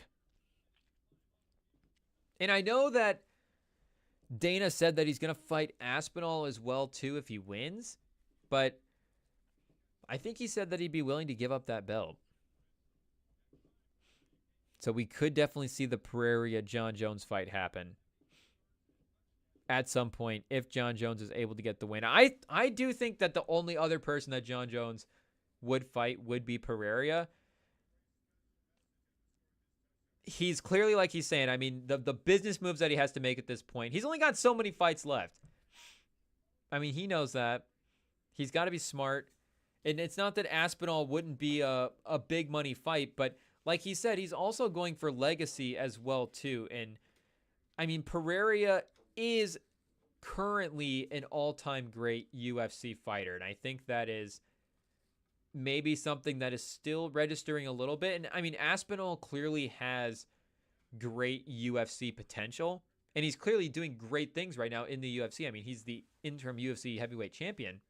But Pereira, as it stands, is one of the most terrifying, one of the most successful as well, too, UFC fighters. I mean, he's on that short list of guys to be the two-division champ, but the competition that he has faced in his career, and just, again, the eye test, I think, is so important in this as well, because I think John Jones is an eye test guy for this, much like maybe it's just like a size thing, you know, if we're like talking about him versus Khabib, and it's just, you know, John Jones is doing it at like pause at like, you know, 6, you know, whatever, however tall John Jones is, 6'4" or something, and Khabib's like 5'10". And maybe there's just that visual, like, you know, if they were matched up against each other, John Jones would he just be at such an advantage because of that? And, you know, if you can't actually match up these guys, like especially with John Jones being such a, you know, being able to go all the way up in the weight classes, and then nobody from the lower weight classes, you're going to feel good about him. So it's just like, if you can't match anybody up in history against John Jones, how can you say that John Jones is not the greatest fighter of all time? But Pereira is an interesting guy for that. And, you know, any guy maybe at the peak, it's different. You know, he's not fighting Stipe at his peak. Peak Stipe, you know, had a fight against Ngannou that went well for Stipe. So as a master craftsman of the sport, maybe he's just able to find and game plan a way to get a win against a great guy like John Jones. But, you know, to fight Pereira at the peak of his powers, a current UFC legend, a current, again, UFC great fighter, I agree. I actually totally agree with John Jones on that. I think that is absolutely the fight that he should take. And I actually think that, I don't know if Pereira is more dangerous than Aspinall to John Jones specifically, but I would say they're equally as dangerous. Like, again, we're not fighting experts. I'm not just going to sit here and start claiming and ranking traits of these guys, but I just feel like, you know, again, watching it for the sake of the opponent, like, Pereira's power is just as terrifying as Aspinall's, and they're both fighting in heavyweight as well, too. Pereira definitely made the move up, right? How many heavyweight fights has he had now? Let's double check. And John Jones is bulking up for these fights at heavyweight in the moment. Pereira, of course, made the run through light heavyweight. John Jones, most of his career at light heavyweight. So maybe that's even the thing that needs to be settled as well, too. Maybe they would just do it at heavyweight because of where they're both at. But it's kind of like, and again, we don't have the history of the UFC locked and loaded, but would that be the 1 and 2 greatest lightweights of all time? John Jones, Alex Pereira. He beat Prohaska. Oh, that's right. Yeah, he beat Hill. Oh, yeah, Hill for the light heavyweight. Oh, no, yeah. Okay, so he has just fight at light heavyweight. He's just retained the light heavyweight championship. He has not gone up to heavyweight yet. But he's undefeated at light heavyweight, as you would expect. Beat Blachowicz, beat Prohaska twice, beat Jamal Hill, beat Khalil Roundtree. And if he fought John Jones, people, I'd be scared for John Jones. Like we're saying, I don't know if Pereira is a worse matchup for him than Aspinall, and it's like he's ducking Aspinall and he thinks he can actually beat Pereira because of the wrestling thing, whatever. But I mean, Pereira's punching power, I would be just as scared for John Jones against Pereira as I would be for him against Aspinall. And I am just in general a little bit more afraid of Pereira than Aspinall. But again, that is just experience and time logged watching these guys as well, because from what Aspinall has shown, I mean, he's right on pace to be, again, one of those great UFC heavyweights. It seems like he has all the stuff. So for that reason, I mean, if you want to call it ducking Aspinall, then, it is what it is. But again, the man, he's not at the peak of his powers in terms of age. He doesn't have a full runway of fights and go, oh, I can think 3 and 4 and 5 fights out. I have this whole, and fighters are always, maybe working on a limited timetable as well too, compared to other sports. But he can't necessarily have the big picture view of how he wants to lay out his path and his next, he has to take it one fight at a time and go, every fight could be my last fight. And what are the things that I want to accomplish in a match at this point in my career? And, it's going to be making the most money possible and adding the most to his legacy as possible. And it is what it is, chat. A fight against Pereira, a win against Pereira would be more legacy boosting than a fight against Aspinall, even if it was for the belt. Because again, it's not like John Jones doesn't need belts. I mean, he already won the heavyweight belt. Okay, yeah, he beat Cyril Gane at heavyweight. And yeah, he's going to beat, maybe, the Mike Tyson of heavyweights right now is Stipe, being just a little bit too old to get out there in the ring. People at minus 620 is absolutely crazy. I don't even know what the odds were for the Gane fight. Let's double check. Because, we can watch the Cyril Gane fight as well, too. It's actually one of my favorite fights to watch. It's super rewatchable because it's very short. But the way he just straight up backs him down. I always like to see the efficiency of the fight. Straight backs him down, gets the move, takes him down, chokes him. It's just it's absolutely terrifying to watch a fighter as talented as Cyril Gane just get absolutely ragdolled by John Jones like that. And, Cyril Gane had some power. We hadn't seen John Jones in a couple of years. This was going to be his debut at the weight class. So there was just a lot of questions to be answered about, and not a lot, but maybe a few, about what potentially he would look like against that type of opponent. But to be that dominant was absolutely stunning. He was minus 170 against Cyril Gane. And again, Cyril Gane, totally different phase of his career than Stipe. But Stipe, if Stipe fought Cyril Gane right now, I feel like real UFC people would be like, we saw what John Jones did to Gane. He's clearly limited in these aspects, and maybe he's been working on it. But Stipe is a great legend fighter and could definitely, work this game plan to be able to find a way to beat a guy like Cyril Gane. And John Jones was minus 170 in that fight. And he's minus 620 versus Stipe tonight. Absolutely crazy. This has to be the biggest. That has to be the biggest spread of his career. I can't imagine he's been a heavier favorite than.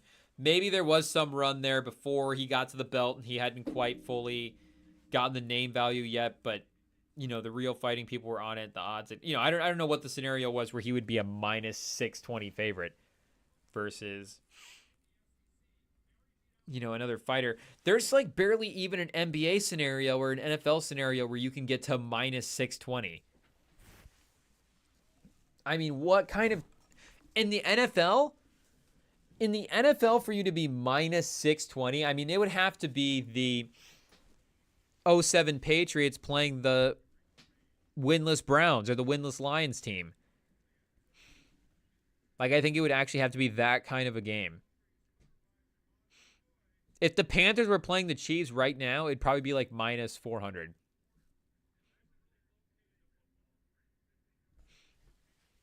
So John Jones is potentially going to very, very easily take this. Is there like a round one sort of type thing? John Jones by TKO is the favorite method of victory right now. KO TKO at plus 120. John Jones by submission at plus 230. John Jones by points at 4-1. So yeah, we're really gonna have to lock in on the round method combo parlays here to try to squeeze some dollars. John Jones KO TKO round 4, 16-1. Round 3, 11-1. Round 2, 7-1. Round 1, plus 460. We always get more enticed by the numbers than we do the actual realities, chat. So is he going to get this one super early? First and second round, do we just bet both of those? What is it for just the round? John Jones to win in round 1, plus 240, plus 390 in round 2. In round 3, it's 7-1. Could Stipe get to round 3 versus John Jones in a 5-round fight, former champ? I mean, maybe plus 620 is minus 620 is a little disrespectful to Stipe.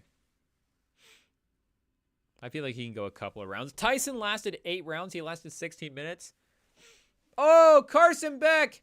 Whoa. Georgia had a guy open in the end zone, and Beck barely missed the throw. He missed the throw enough to where you could blame it on the receiver for not tracking it right. But they should have had that connection. Wow, love it. Trying to bring that in with one hand. But Carson Beck, it was a little high, leading him a little long. No, that was a pass, chat. That was a drop. Carson Beck made the throw there. 3rd and 10. They could get to the 3 and get a first down. Oh, penalty flag, chat. And it's going to be on Georgia. So, still in field goal range. They don't want to use their timeout here with 13 seconds left because, again, in field goal range, they could tie this game up. Tennessee did score a touchdown on the last drive. A tied game going into the half. Again, you'll take that. Pause for either team. The Spurs looking to do the same. 47-49. With 2 minutes and 24 seconds left. Chris Paul in the inbound. And Steven Castle, I mean, it's going to be give him the car keys tonight. Fresh off a 20-point game. He's going to have confidence as well. Taking it to the rim here. And he's an aggressive offensive rebounder as well, too, chat. Even if, and he hasn't necessarily had the best percentage around the rim so far, I would imagine, just eye test wise, but he misses and then he gets right back up in there trying to get the rebound. He at least makes it difficult on that defender. Luka for 3. And just getting a hand on it, tipping around, it gives your guys getting boxed out a chance to get back in the play and try to make a.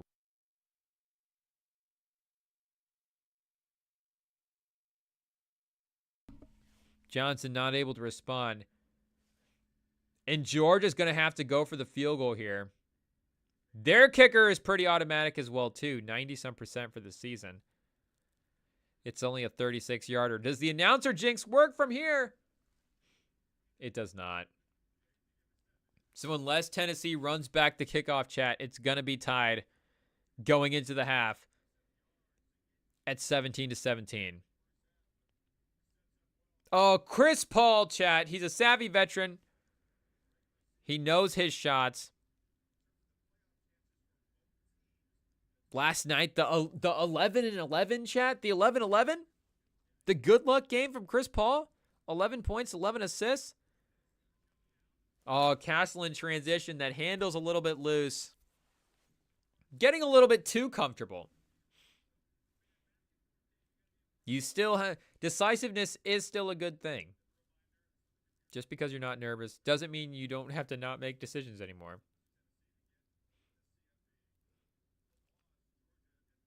But the defense intensity right back on the other side. With a chance to make up for it.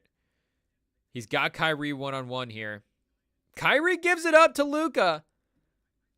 And Luka just takes the bailout three-pointer. Kyrie, is he scared of Castle? Was that a scared of Castle moment from Kyrie? For Spurs fans, it was. We'll remember that. Remember when Kyrie gave the ball? Stephen Castle was guarding him? Last second on the shot clock? Again, it's not like they were running a play for Luka. It's not like they had something set up and it was like, oh, Luka is open now because of the results of this, and that's actually the right basketball play. I mean, you know, swinging it for Luka to take a three is not the wrong basketball play, but Luka was just standing over there. It would have only had been a better look because he thought Luka has a better chance to make it over his defender than I do mine. And if I remember, that was Keldon Johnson too, guarding him. I mean, another big wing, not necessarily like Luka, you could say, had a mismatch for a three-pointer anyways. So I think chat, Kyrie was scared of Stephen Castle. Oh, San Antonio hits the buzzer, hits the rim at the buzzer, doesn't get it to go. You love to see Castle working the refs. Two close games, chat. Two tight matchups. Two teams battling. Looking to, you know, a couple of teams looking to get controls of their season here. We got the Mavs could use a good win. Obviously, like we said, for Georgia and Tennessee. Oh, the double sideline reporters, chat. ESPN not giving a coach an advantage either way. You both got to suffer through this. Josh Heupel never beaten Georgia. 0-3. Hendon Hooker couldn't get it done. Who else has he had, chat? Who's the other guys? None of these other guys can get it done, chat. Is Nico going to be the one? We'll find out, chat, on the other side of this quick break. It's halftime in both of our games. We'll be right back. Right back with the second half of a couple intense games.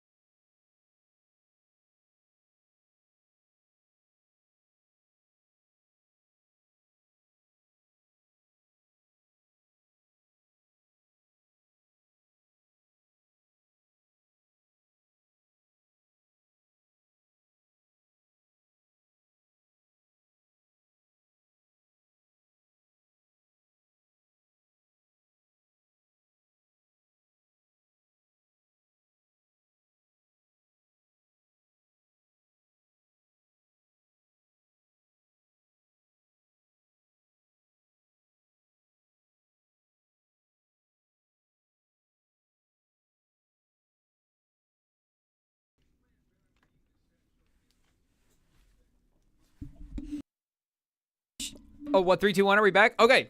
Chat, we got some interesting numbers over the break here in regards to the Jake Paul versus Mike Tyson fight. We have a number of viewers for the matchup. We said last night that America was watching. Do the numbers back that up? Was America tuned in? Netflix reveals 60 million viewers tuned into the fight with a peak concurrent viewership of 65 million. So maybe after Jake Paul took a couple of those early rounds, some of the old timers were like, yeah, I think I've seen enough. But 60 million, 65, I guess, if we're counting the peak. Let's see where that stacks up, chat. What are the most viewed sporting events? And, you know, you start getting to some of the international stuff. Some of that probably not going to be super fair from Okay, chat. So, like, the World Cup is on a different level. The World Cup in 2022 had 1.5 billion viewers for the 2022 World Cup. But can we go for maybe the home country, chat? Maybe just for domestics. Domestic sporting events. What are the most watched? Is this as big as the Super Bowl, chat? Was Mike Tyson and Jake Paul as big as the Super Bowl? Let's see if we can get some numbers here for maybe even just this last year. Okay, so this is for 2024. This was in the summer. This report was published in the summer of 2024. The NFL Super Bowl is the most watched single sporting event in the US, of course, with over 100 million viewers annually. Wow. Wow, chat. Not as big as the Super Bowl. Big as the what? Maybe as big as the divisional round matchup? But, I mean, still crazy. I mean, obviously, I guess they're fighting in an NFL stadium. But NFL is the most watched sport. An average of 16.5. So that would have been for the 23 season, chat. Because, again, this was July 2024. But last season for the NFL, an average of 16.5 million viewers. March Madness, 10 million viewers for the championship game. NBA Finals games draw an average of 15 million viewers. That seems pretty good, chat. I don't know. Is the NBA ratings dip warp my mind to think that the finals game shouldn't be on par with the regular season game? But I don't know, chat. I mean, we all know what the NFL's doing. We all know the kind of viewership, kind of fanship that's going on there. World Series is an average of 14 million. So, yeah, maybe we should be concerned. If the NBA Finals is getting the same as baseball, that might not be good. But you're looking at the low double digits for a lot of these. MLS Cup, 1.1 million. Kentucky Derby, 14 million. College football. So a college football bowl game, chat, can draw over 16. So they're saying the Rose Bowl can be at like the 16 million as well, too. So, yeah, I think the NBA Finals that's probably why, you know, the numbers are still really good, despite the fact that, you know, or at least the money numbers are still good, despite the fact that maybe some of the TV numbers might not be where you'd want from the recent years. But, I mean, comparatively, it's still doing really, really well in the market. So, for fights, chat, most watched fights. Obviously, that McGregor-Mayweather fight was the biggest fight of all time. And that's, you know, a pay-per-view is going to be different too. So you're going to be calculating the pay-per-views more so than just the number of viewers. So if you were able to calculate the viewership, what could you do? Okay, so there is a little boxing versus UFC crossover, but I think it maybe just be the one fight. Let me see if I can scan these two lists here quick. Okay, and then we'll cross this one with the boxing one. So the biggest boxing match in terms of the pay-per-view buys was Mayweather-Pacquiao, sorry. Mayweather-McGregor was 4.3 million buys. Mayweather-Pacquiao, 4.6 million buys, earning $410 million. I mean, that is the bag, chat. That's crazy. That's like the NBA contract right there. I mean, that's crazy that these NBA contracts are getting up there for that much money, and you can play basketball or do, I mean, one fight versus 4 years of a career, chat. Which one would you rather do? Because, I mean, Mayweather kind of did this, or, you know, McGregor did it as well, too, with a couple of big fights. He fought McGregor. Obviously, his UFC run, fought Khabib as well. Look at this. McGregor has the 4 biggest pay-per-view fights, chat. McGregor has versus Pacquiao, or sorry, we said Mayweather has the 4 biggest boxing pay-per-views in terms of the amount of buys here at the list we're looking at. And he's got number 9 as well. But he's got the top 4 versus Pacquiao, McGregor, Alvarez, and Oscar De La Hoya. In chat, look at this. These fights were making $410 million, $396, $150, and then $136 for those top 4. So that's 1.2 or almost $1.1 billion from just those 4 fights that those 4 fights brought in. I don't know how they divvied that up. Okay, let's see how much we were going to search for how much Floyd has made in his career for fighting, but Google wants us to search for how much did Mike Tyson get paid. Let's see if we can see that real quick. There's something in 2022 that says a $60.5 million fight. Reports have indicated that Paul is getting $40 million just for getting in the ring. Tyson is set to take home $20 million. I mean, chat, you're going to pull up to and knock on anybody's door with $20 million. It's going to be hard to turn away. But how does Tyson get less than Jake Paul? Tyson's older. Tyson should get more. But how much has Floyd made in his whole career? How much has Floyd lost? But how much has Floyd made?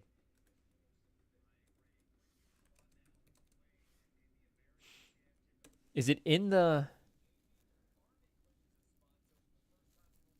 his career earnings? Okay, so it says his career earnings in and out of boxing have been approximately $1.1 billion. Wow, chat. Wow, and Floyd, he did the defensive stuff as well, too, near the end. I mean, you know, you start working in endorsements there. But, I mean, like we were saying, his fights that he were in with those pay-per-views brought in that much money. So it's only the karma that he's able to make it up, you know, in some endorsements, if that's how that number ends up being calculated. But regardless, 60 million people tuning in. Jake Paul and Mike Tyson both getting the absolute bag, chat, for this fight. That's crazy. $20 million. Okay, I was curious, chat. I was curious how much it would be to step in the ring for one fight. What are we talking here, chat?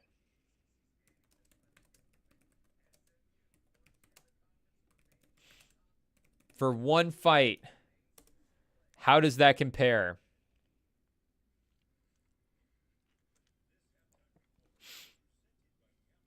Okay, there's some UFC numbers here, chat, that I'm seeing.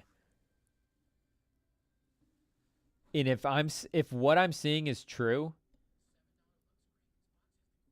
I mean, there's absolutely no way that Tyson was going to turn this down. Absolutely no way. Okay, so this is an article from Front Office Sports. This was saying this is the top 20 highest paid UFC fighters. This is, again, from July of this past year.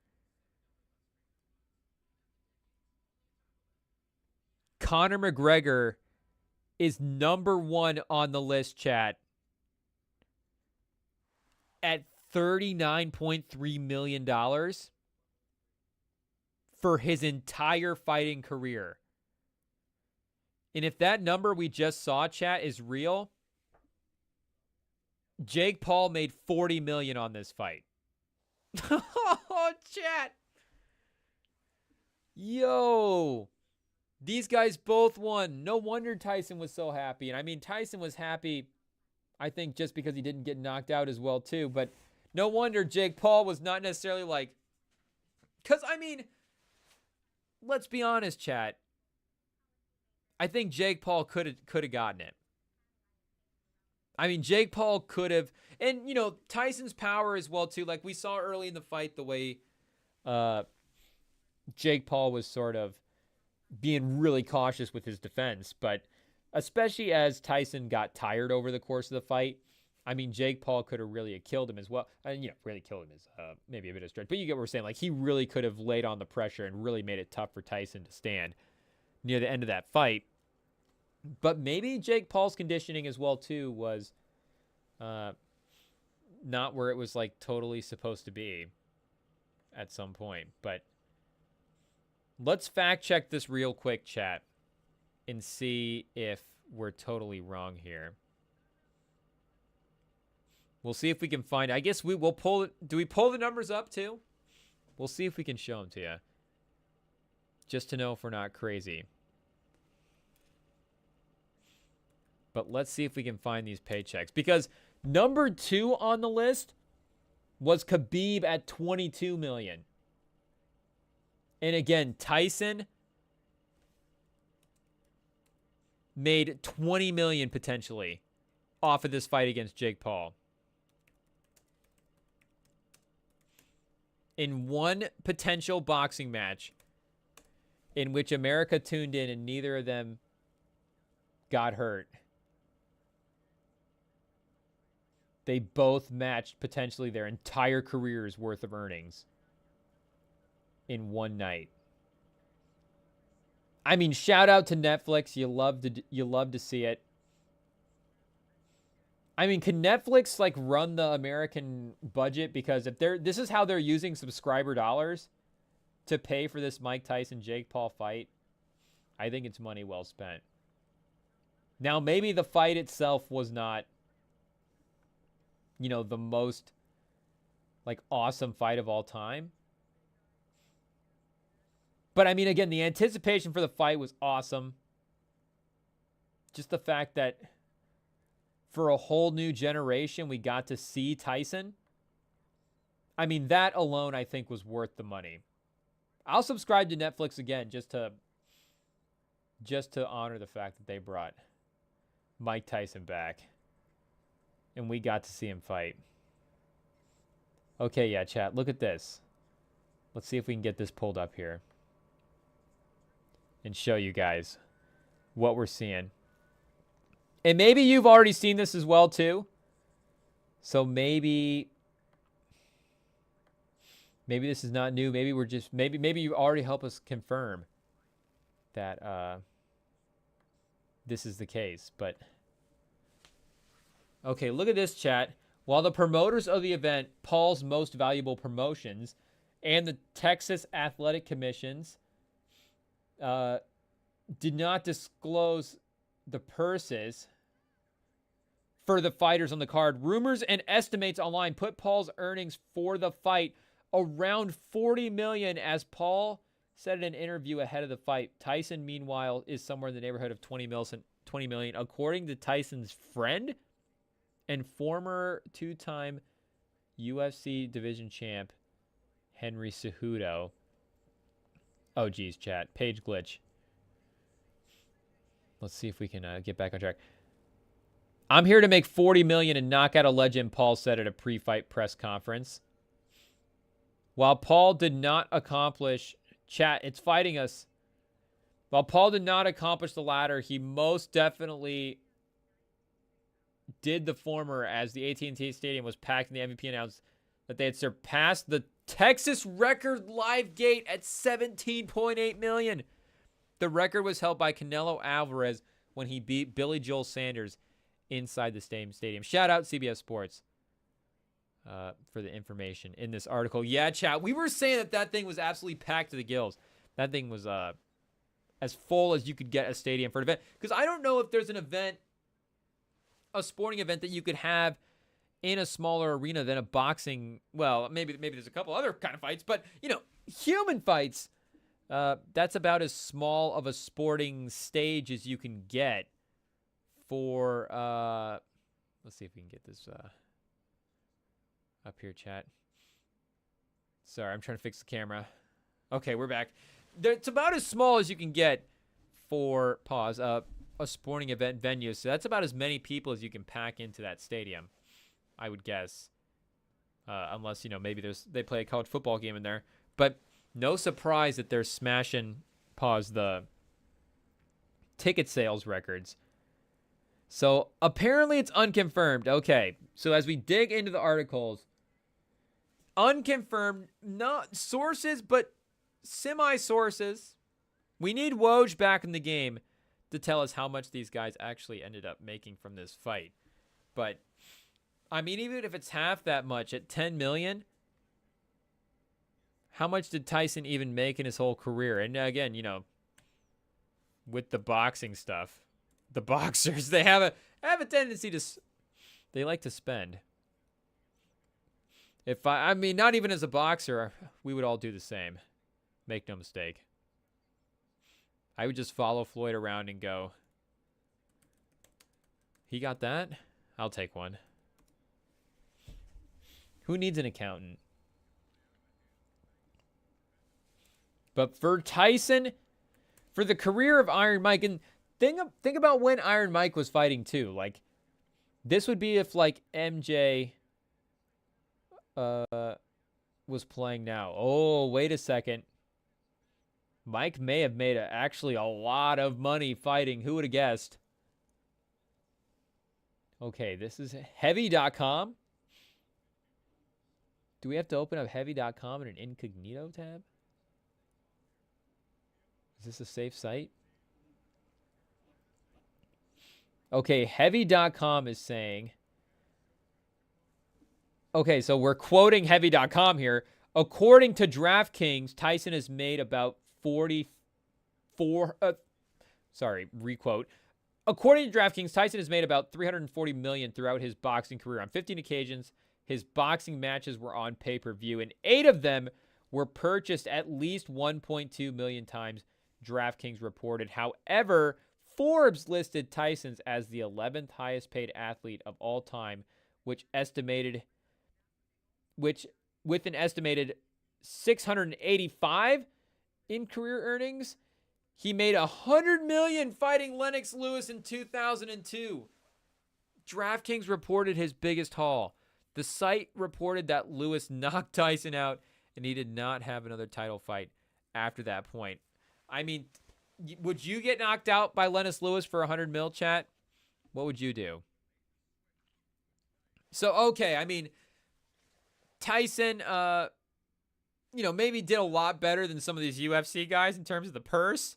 But if we're putting in perspective what other fighters have potentially made in their careers, it's pretty easy to see why that check was very, very enticing. But, I mean, Tyson has seen some big checks. So I think the man honestly just wanted to do this again. Pause. I think love of the game, get back out there. And I honestly, too, I'm so happy that Tyson is happy with his performance. Because, I mean, what he said is absolutely true. He went out there against a guy half his age who was absolutely a respectable prospect and hung with him for the entire fight. as a 60-year-old guy. Like, that's absolutely super impressive and an absolute win. And he got to do it in front of a packed stadium and got that energy one more time. I mean, shout out Iron Mike, man. Excuse me. Winner of the day. Winner of the weekend, Iron Mike Tyson. It's Iron Mike week on the Rem and Sam pod. Shout out. Maybe next week we'll do Iron Mike week. Pause. We'll workshop some ideas, chat. We'll figure out what we'll do for Iron Mike week. We'll celebrate the great Mike Tyson. Unbelievable that we got to watch him fight. Maybe we'll do... Oh, we have some ideas already flowing in, chat. Some lists? Iron Mike week. Stay tuned. Subscribe to the Rem and Sam pod. It's going to be fun. We're going to make sure to honor one of the great legends for not getting knocked out against Jake Paul. Because, again, honestly, that would have been the thing. If the man gets crumpled to the floor by Jake Paul. You know, Lennox Lewis, one of the great boxers of all time. Where at that stage in his career as well, you know, there's no shame in a changing of the guard at the appropriate moment. But getting pummeled by an influencer would just be something that we absolutely cannot erase from our minds, and something that if we could go back, if we ever do figure about time travel, I mean, once we corrected like some big historical stuff, that would be on the pop culture things that we could correct. That would be one of the early ones to go and fix. Would be, you know, I don't know if we you know, a little food poisoning for Jake Paul the night before. I don't know what the solution is, but you know, we find a way to either get Mike the win or, you know, at least the result that we saw last night. If we were able to change history, if it was bad, into the result that we got last night, we'd be like, yeah, that's great. He didn't get hurt.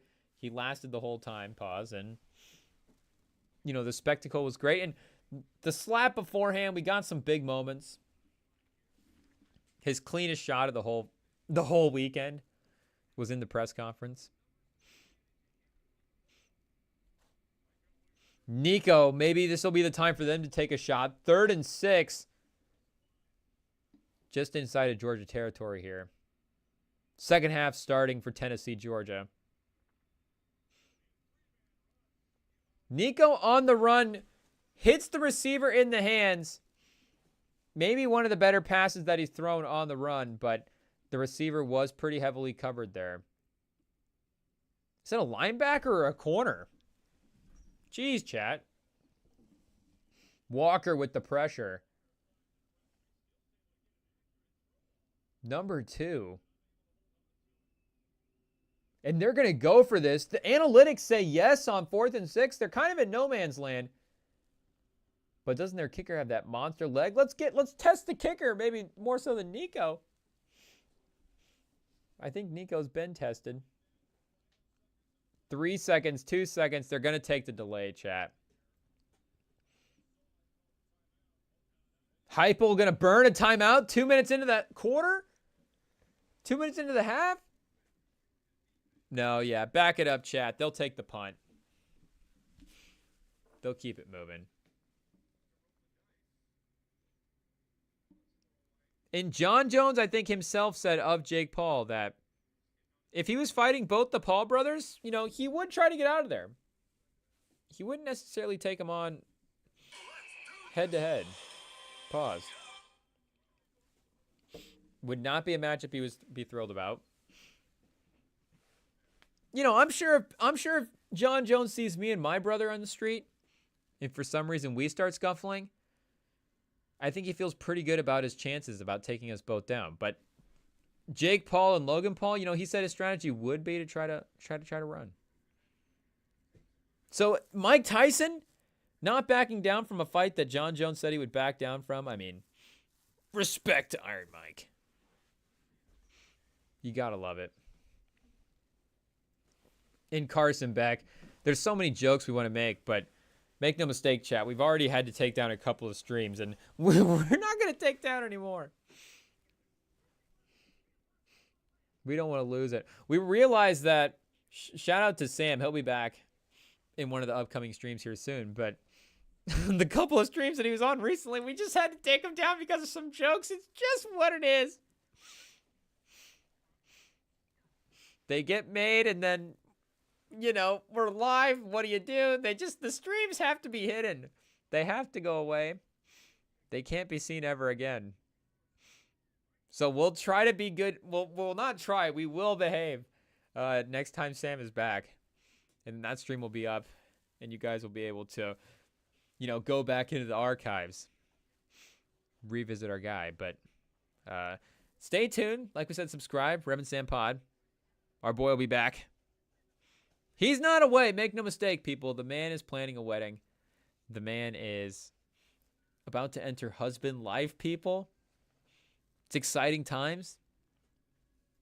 But maybe he's got some different priorities now. We've got a speed painter at halftime for Spurs Mavs. Shout out League Pass. You got to love watching the halftime performances. I don't know what we're getting here, chat. And I don't know if this is he has to work fast because he's just on the time constraint and he's going for a big piece. Pause. But I think he's a speed painter by a bit.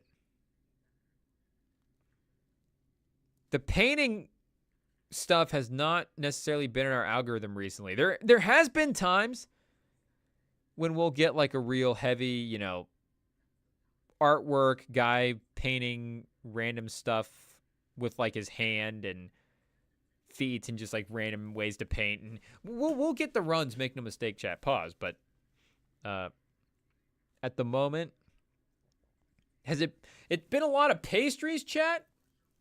I don't know. We're not really in a baking phase, but apparently it's fun to look at. There's this one pastry chef, chat, that is, I mean, he's throwing some heat out there. Let's see if we can find him. I know there's a couple of celebrities that I follow that follow him as well. Let's see if we can look him up. I don't remember his name, chat. I thought chef was in his handle, but apparently it's not. Did I save a reel?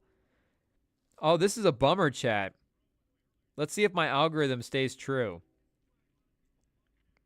Okay, there is some pastries here. For sure. Some desserts for sure. But nothing,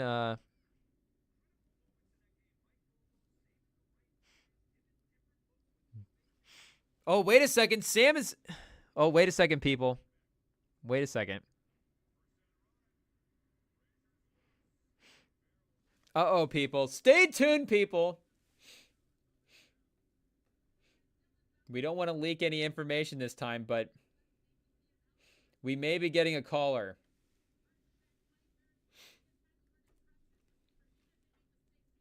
Let's see if we can put the bat signal up here real quick, chat. This Georgia-Tennessee game is too intense. America's calling in. We have to open the phones. IT, open the phones. Oh, and now the Georgia defense giving up penalties. Wow, keeping the drive. Or sorry, the Georgia offense. They have the dual numbers, chat. The offense, defense, both sides. But 11 is making plays both ways. Smith on offense, Walker on defense. What's the best same number combo for a team, chat?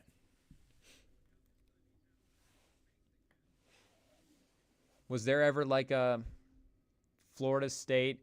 What was Ramsey at Florida State? Was it like a Ramsey, Dalvin Cook? Ramsey was 5, right? Dalvin Cook was 4.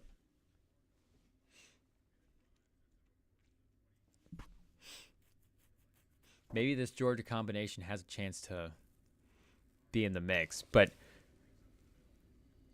Spurs, Mavs. Mavs starting to pull away as well. Luka in command, but it's Kyrie off the screen. Oh, it's really Gafford off the rebound, getting the tip in. Castle still chasing Kyrie around. We love to see the effort.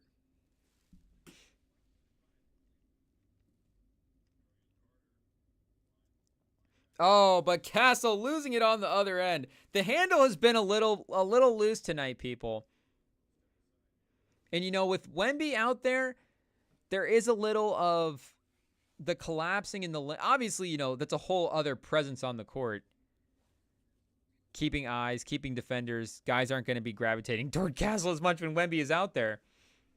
So the extra focus in the lane, some of the extra traffic. We've seen the handle exposed a little bit. But I think, again, Castle has adjusted here nicely over the course of I mean, these games are like rounds for Castle. He's figuring it out. He's adjusting over the course of the fight season, whatever. Luka continues to kill the Spurs. But as the game gets out of hand, that only means more possessions for Castle to lead the offense. Get a chance to show what he does. In the Mavs, this is their first game of a back-to-back. The rare back-to-back team that's playing a team going into the back-to-back. I don't know if that's weird. Whoa, the Wemby! The Wemby sideline fit right now, people. We love to see it. The custom denim. The little speckle double denim jacket thing. Both games in commercials, chat. Should we check out the rest of the league real quick? See what's going on. No NBA Cup action tonight, so just some regular old boring regular season games. No trip to Vegas on the line. The Pelicans playing without Zion. Has Bronny played more minutes than Zion this year, chat? It's been close. Brandon Ingram at 29, though. 29 points. Noel at 16. Noel has been getting some minutes for him lately. Maybe another guy the Timberwolves let go? Noel? Would you rather have Towns back or Noel? Davis with 31 and 13. Connect with 25? 5 of 10 from the field, chat? Okay, 2 minutes left in the fourth quarter. It's a 1-point game. Let's tap in real quick. Lakers, Pelicans. Sorry, Spurs. Sorry, Castle. We're making eyes at the other team right now in the game. Let's see what's going on. Dalton connects, shooting 50%.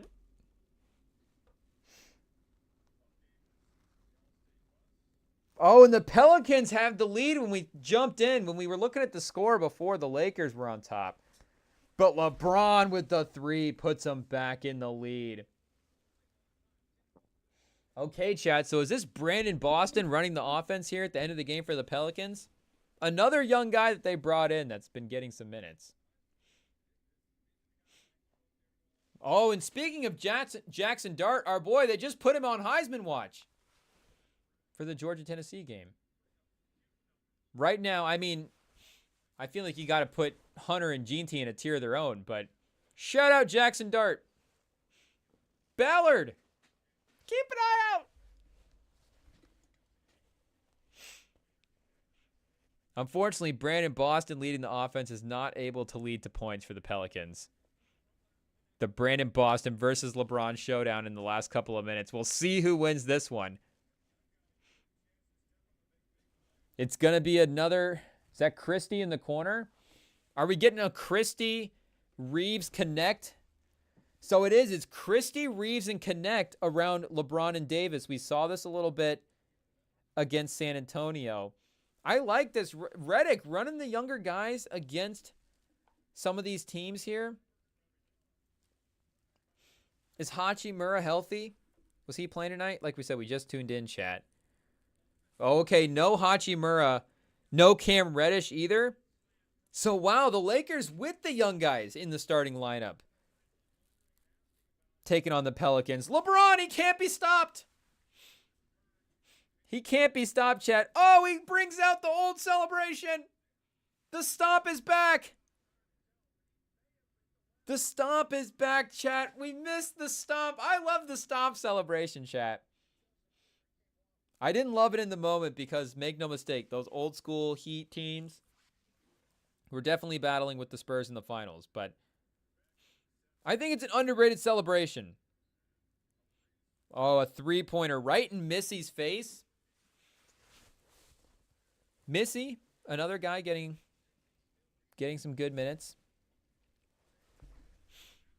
But that would have been fun just if Redick was just throwing that team out there. LeBron not ignoring Max Christie for the daps. We'll never know if Max Christie got him. The replay cut away, but LeBron with a 27-5. He was 0 for 5 for 3 going into those last two makes. So yeah, he's 2 for 7 on the night. So that makes sense why he's maybe a little extra excited to get those converts to go. But if Redick was just like, let's just see what we've got here. Not that, maybe you have a building block of the future in that group there, but you may need them, like Christie and Connect especially. We know they're going to need Reeves, of course, but you may need Christie and Connect at some point in the season just based on matchups, based, again, on the health of the team, like we're seeing them with injuries right now.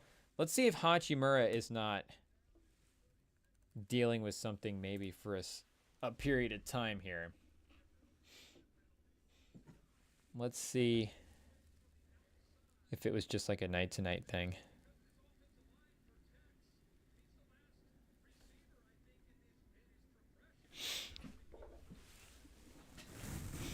Okay, Rui's status. MVP Rui. Okay, they just had day-to-day with an ankle injury. So yeah, nothing too serious for our guy Rui Hachimura so far. Just a little rest against the New Orleans Pelicans. Shout out to the Pelicans for being one of the rest teams in the league. Who are we playing tonight? Oh, okay, yeah, let's go ahead. Rui has the ankle injury. He can take the night off. So the Lakers are now up by 2 scores with 30 seconds. Pelicans ball. But the turnover, the points. Cutting it to 1 score. Shout out our guy Sam in the chat. Shout out chat. Oregon game close as well. Who's Oregon playing? Is Oregon got a tough matchup? Wisconsin, that's right. Shout out our guys at work. I think there might be some money on the line at the restaurant for this Oregon-Wisconsin game.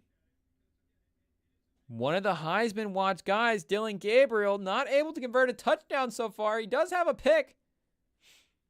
We don't have enough screens, chat. There's only 4 seconds left in this game. Then we'll go tap into Oregon, Wisconsin. Oregon, welcome to the Big Ten. Some stylistic football. It's in Wisconsin too, right, chat? Oregon in the Midwest. Because Ohio State went to Oregon. So make no mistake, like in the future. I mean, Oregon went into Michigan and did some work there. But, I mean, it's the Midwest, it's now becoming like actual Midwest season. Ooh, Lakers getting a 3-point at the end here. Still 1 score. I don't think that's going to count, but only 1.5 seconds. I think they're going to get the win. Once they seal this, come on, LeBron, make these free throws, and then we'll get out of here. I mean, it's all Nike. It's in the Nike family still, so, I mean, LeBron can't be mad. Going from LeBron brand over to Nike. Oh, LeBron, he missed the free throw. Again, there's 1 second left. I mean, if he makes this, it's over. But if he misses this, I mean, they'd have to go full court shot with 1.5 seconds. They have a timeout. If he misses this, they could call timeout. Could they advance the ball? Just end this, LeBron. Okay, there we go. Swishes it. The Pelicans will take the timeout. It'll be too little, too late. We've got some action in the Georgia-Tennessee game. Can we get a replay, chat?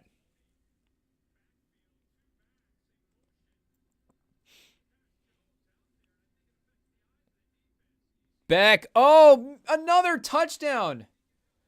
Another touchdown opportunity missed by Georgia. They had the wide open one at the end of the first half.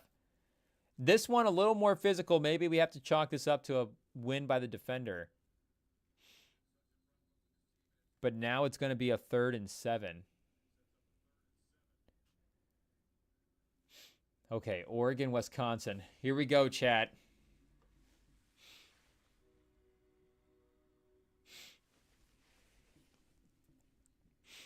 Okay, we're in commercial. We'll get to that one in a second. We got an important 3rd down here, though, for Georgia. Trying to get up by a touchdown. Get some separation. It's really only been that, outside of that 10-point lead, it's really only been like field goals here lately. Separating the teams. Are they talking about a penalty?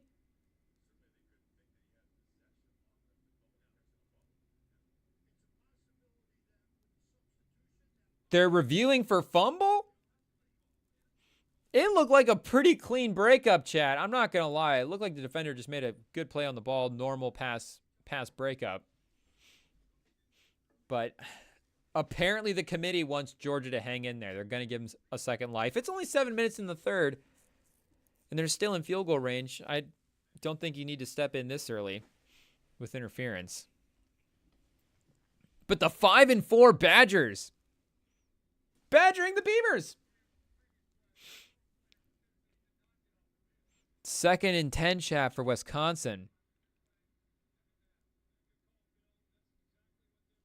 And the run game to the outside. Oregon stuffs it. Let's see if we can get a stat update. What is it? Has it been the run game for Wisconsin? I mean, they are running it. Make no mistake. 30 run attempts so far from their top 2 running backs. 130 yards. So, you know, definitely effective, but doesn't look like they've had a ton. They've given up a ton of big plays.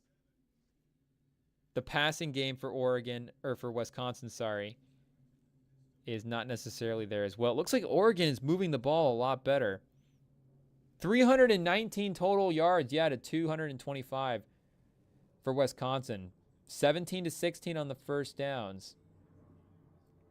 And a turnover for the Badgers? What's happening, chat? Oregon, are they blowing it? Pause.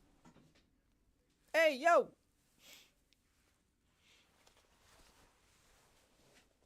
Okay. Georgia keeps the chains moving. They're at a 2nd and 2 right now.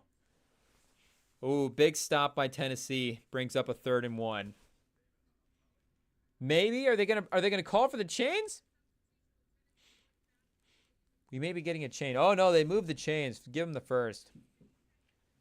Georgia, they might be moving into the end zone here for a score. And, you know, they've been good in the second half as well, too. We've seen Kirby Smart. We know Kirby Smart has talked about this team's ability to rally. And not that they would need to a rally, but we know about their ability to pull through and fight through and continue to, you know, battle throughout the course of these games. And they're really starting to turn up the run game as well, too, as they drive down the field.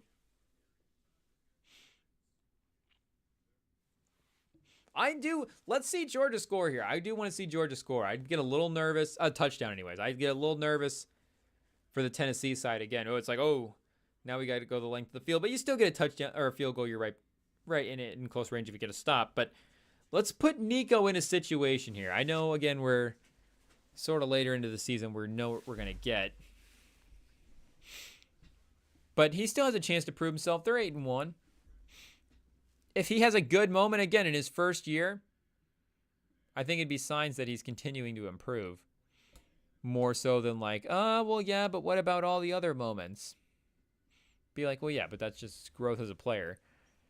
Oregon forces the punt, so they'll get the ball here with 6:50 left in the 4th. A chance to break the tie. They only need a field goal, and they've kind of flipped the field goal position here. They had Wisconsin pinned deep. So they'll get good field position off the punt. 3rd and 7 for Georgia. Can Tennessee get the big stop, chat? Big play. Big 3rd down, Jim. It's going to be Beck passing. They're going to let him create, and he's going to do it with his legs, chat. Carson Beck, he's dual threat. He can do it in the air. He can run. Oh, flag, chat. Bring it back. On the defense.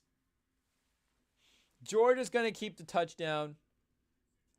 Carson Beck making big plays. So the second half, Georgia team continues to show that they're fighters. So Tennessee, man, I mean, like we're saying, this is definitely not a Tennessee eliminator game. Georgia playing with some more stakes here.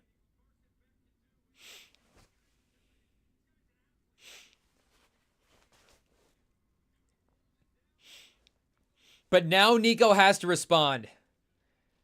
Now Nico's time. Because, again, Georgia's kind of taking their time with offense here.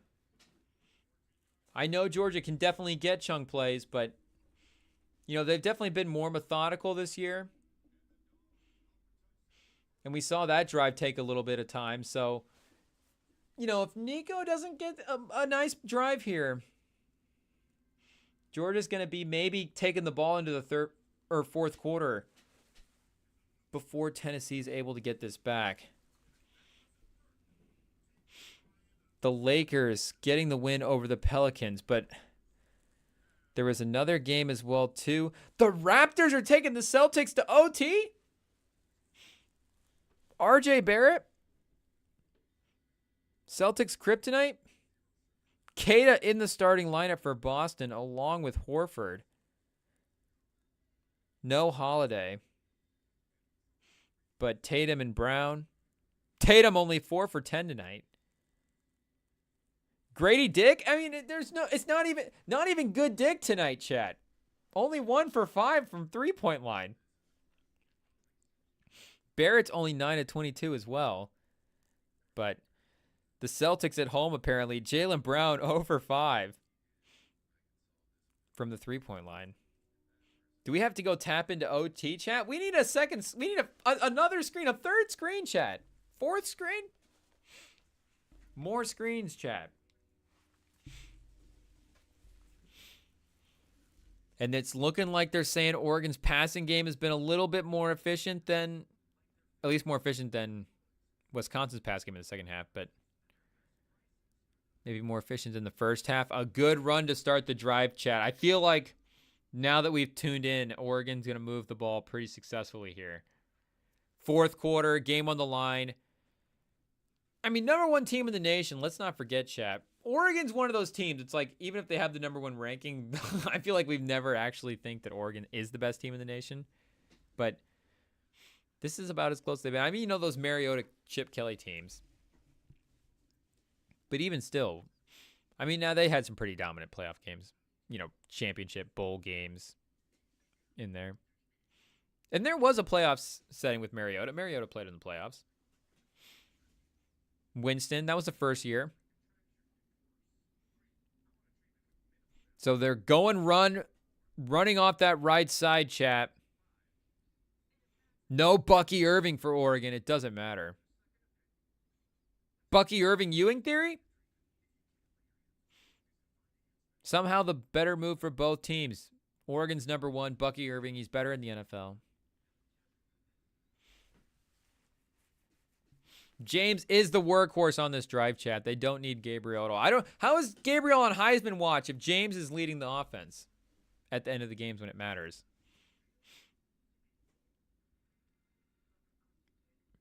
Are they gonna take him out on the 2nd and 7, the passing down? So they'll give him the break here. Oh no, they'll bring him back into the backfield. He was split out wide. He can do it all, chat. And they're gonna run it again. Wisconsin defense was ready for it. It's gonna be 3rd and medium. Still in run game territory if they want to go 2 downs. Think they can stop the Wisconsin offense the next time. But now they're just running trick plays to get James the ball. And I mean, it's obviously could just be we're absolutely doing the best thing for us. I'm not saying that they don't trust Gabriel. Gabriel's a veteran. I think if you had to make a big play, you'd feel confident. Lanning knows he can call a play for him. But, I mean, Heisman watch flip, chat. Do we have to put James on the list now?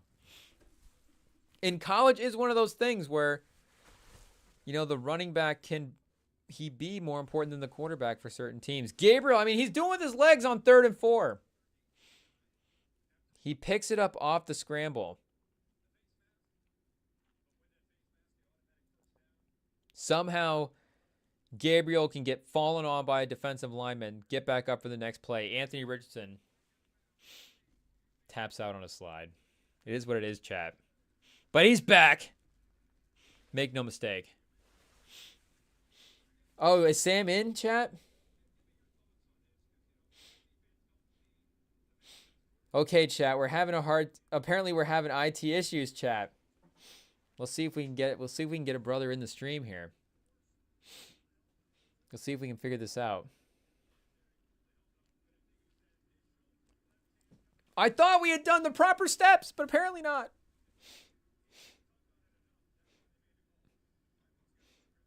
Did the feds intercept the email? What happened? Musk, what's going on with your satellites?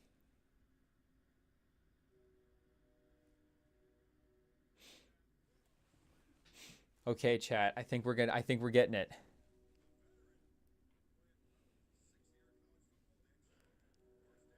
We're not doing it wrong this time.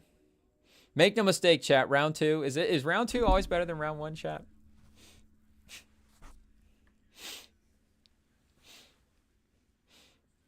Do you come for Rem and Sam for the hottest takes? Pause. Okay, chat. Take 2. We'll see what happens. Hopefully it goes better this time. Will we be as clutch as Nico? Can Nico figure out a drive for Tennessee? Can we figure out how to work the IT controls?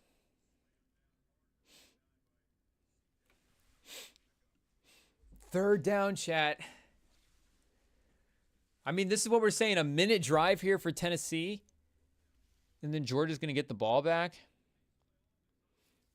Georgia, can they bleed them? They're going to be in bleed them territory. It's only 3rd and 1, though.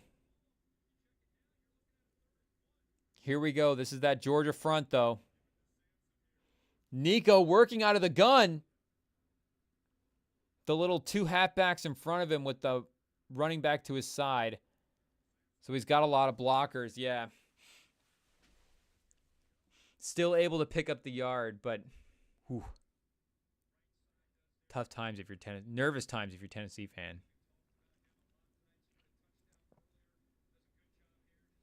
And maybe this is a way to do it too. I don't feel like you see that in the NFL a lot. That's more of an Andy Reid thing, honestly. And of no shock that Andy Reid, the best coach in the league, would do this. But like running out of the gun with the 2 fullback, tight end, blockers in front,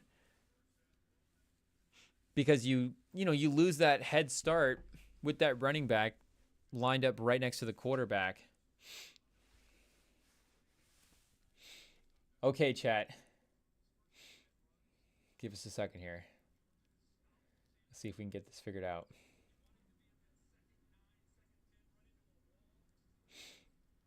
Do we have a visitor, chat?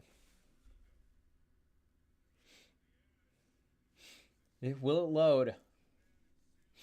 Is it going to turn into Netflix, chat? Is the buffering going to get crazy? Okay, chat. Our graphics are whack. We got to fix this real quick. Give us a second.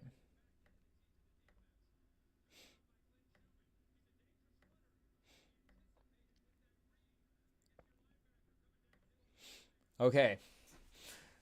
Welcome in. Look who it is, chat. The return.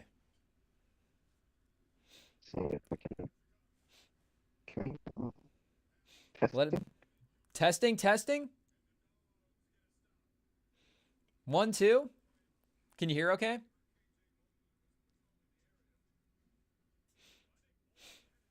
Come on, Apple. Figure out the AirPod tech. Make it easier. Are you in?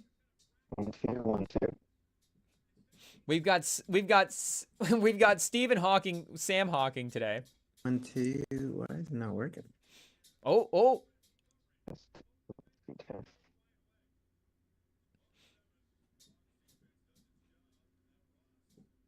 Are you there? Chat, he's trying, chat. You're along for the ride, chat. We'll see if he gets to go. Sam, having more problems than the Tennessee offense in the second half. It's okay, chat. We trust our IT more than apparently these teams trust their quarterbacks. We'll make plays. Yeah. Whoa, whoa, whoa! Whoa, whoa, whoa, whoa, whoa, whoa. Can you hear us? Are you tapped in? Yeah, I can hear you.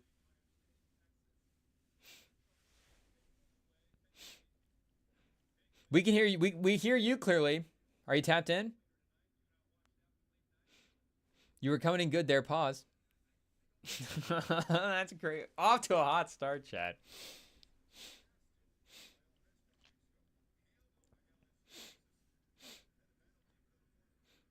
Sam's going to tell us about how he watched the fight last night. His fight stories.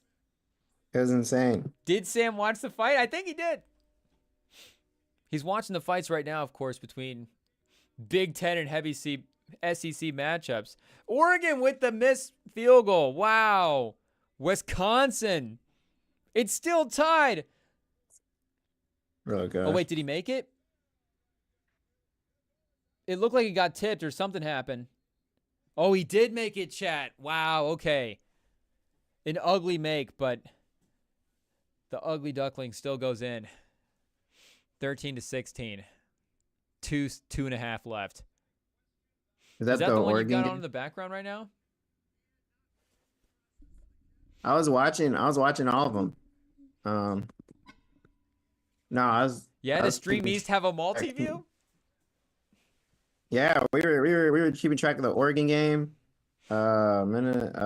Tennessee. That's why I was telling you the Oregon game. But anyway, no, the Tyson fight was rough. I'm not gonna lie, it was bad. I was watching it with like a little watch party. Yeah. And they were like, it was pretty much like they'll talk about elder abuse. Like you gotta respect your elders. Like Yeah. leave it alone. Like it was bad, man. It was bad. Definitely. I mean, even Jake Paul said, he could have really done some damage and he didn't want to. So Yeah. Wait, did you think he had a I don't chance know. going in? I actually thought I thought if anyone was gonna get knocked out, it was definitely Tyson, like knocking him out. But yeah, I guess being 58 actually does mean something when it comes to fighting. Yeah, it And I turns think, out you don't want to be double the age of your opponent. yeah. And then they mentioned like that he had heart complications or something. I'm like, oh gosh. Yeah, he even said after the fight that he almost died like 6 months ago. Like it's more impressive that he's alive than it is that he was even made it through the fight. And then he actually did make it through the fight as well. It's almost it's just crazy that like a boxer at his age is even capable of fighting in general. No, Like, it's insane. And a lot of the guys, like there's some guys, some of the legends on the broadcast, like Lennis, like they all seem in good shape, but to be in cognitive shape and then to be in cognitive shape and fighting shape at his age. That's crazy. No, he was hanging. He was hanging in there. And it was all hanging out before too. Oh gosh. Did you watch the whole stream? Yeah, it was crazy. That was crazy. I think I saw that clip. I was like, oh gosh. Were there kids at the watch Someone's party? got to come help him. I know. That's how you knew Tyson was too. That's the classic sign of guys being too old. No pants. That's when we knew Tyson shouldn't have won. No, for sure. For sure. I actually bet Tyson at one point to win. I thought early. And the thing is, he also did win the first 2 rounds, and he really only started to, I mean, that was just basically the stamina that he had was like, 2 or 3 rounds. But when he was able to keep up at 60, he was still doing damage. Like early in the fight, I mean, he had him going early in the fight. There was a moment where like Jake Paul was even like, whoa, whoa, whoa. Yeah. Like, switching back. No, that's crazy. He is spazzing. And like, I'm not gonna lie, it wasn't until the 3rd round that Paul really started like going in on him and started like punching him. But it was, I was just, I don't know. It just felt like Tyson only had like that one early-ish hit, like that first round, he kind of connected with his chin. And then after that, he didn't like hit him at all. Like he kind of kept Paul away at arm's length, and But that's the thing too, is he still controlled the pace for like the first couple of rounds. yeah, Even if he wasn't necessarily like getting shots off on him, he was still keeping him at distance and still getting Paul back on the ropes. Like I think if he had more in the tank, you know, his skill set and physicality at 60, I think was still enough. It was just the stamina with him that was the thing that went. That's what usually goes first. One of the first things. Stamina, unfortunately. Stamina, yeah. Just being able to keep up. You know. I don't know. It was just, I mean, like Tyson can't be that broke. Is that really like a sign of our healthcare system that he probably needed to fight so he could pay for his were you in the chat earlier? Bills? Did you hear how much that he made potentially on this fight? What was it, like 20 million? 20 million. It's crazy. We were looking up some of the UFC fighters. The highest earning UFC fighter, McGregor, made 40 million. Wow. Number 2, it could be made 22. So he almost made as much as the number 2 UFC fighter in this one fight alone. Wow, that's insane. I mean, you kind of have to take that money, right? Yeah, I mean, you kind of gotta 20 mil. I mean, what are you gonna do? Yeah, exactly. What are you gonna do? Some people were saying he should have just absolutely smacked his head after he started bowing down. After he started bowing down, yeah. Like at the end. It was like, yeah, they should have just absolutely hit him in the head, like just. And none of us would have blamed him for it. Like, if there's any, really, because the thing is, like, that actually would be a dirty move, like Jake Paul showing respect, and you know, you're gonna knock him out in that moment. Yeah. But if anybody gets in, the fact that would happen to Jake Paul as well, like that would be the 1-2 guys in amalgamation of moments where that would actually be acceptable for Mike Tyson to do that in the moment. Take out Jake Paul. Yeah, no, respect. It definitely. I think it would be definitely better for Mike Tyson to do it, because I think there's no way Jake Paul was winning this fight like without it being on decision and him not getting killed on the line. Like I think he would have gotten so much slack if he actually knocked out Tyson, and then if he got beaten, it's like, oh my gosh, you got beaten by a 58-year-old. You know.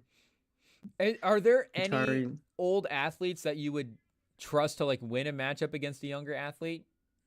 Because like we were talking about this too before the fight, you know, thinking about it going in, like trying to preview it, is if this was like if this was an NBA game, like a one-on-one matchup, like if this was Reggie Miller versus Brandon Miller, like Brandon Miller is going to cook, like Anthony Edwards versus Michael Jordan, like Anthony Edwards is going to cook Michael Jordan, like with as much respect as you would have for Michael Jordan at this. Yeah, no, he's gonna kill him. Yeah, Anthony Edwards is at the peak of his power. But like Jake Paul isn't a professional though. This is like a YouTuber going up against, like, yeah, but not like he is now.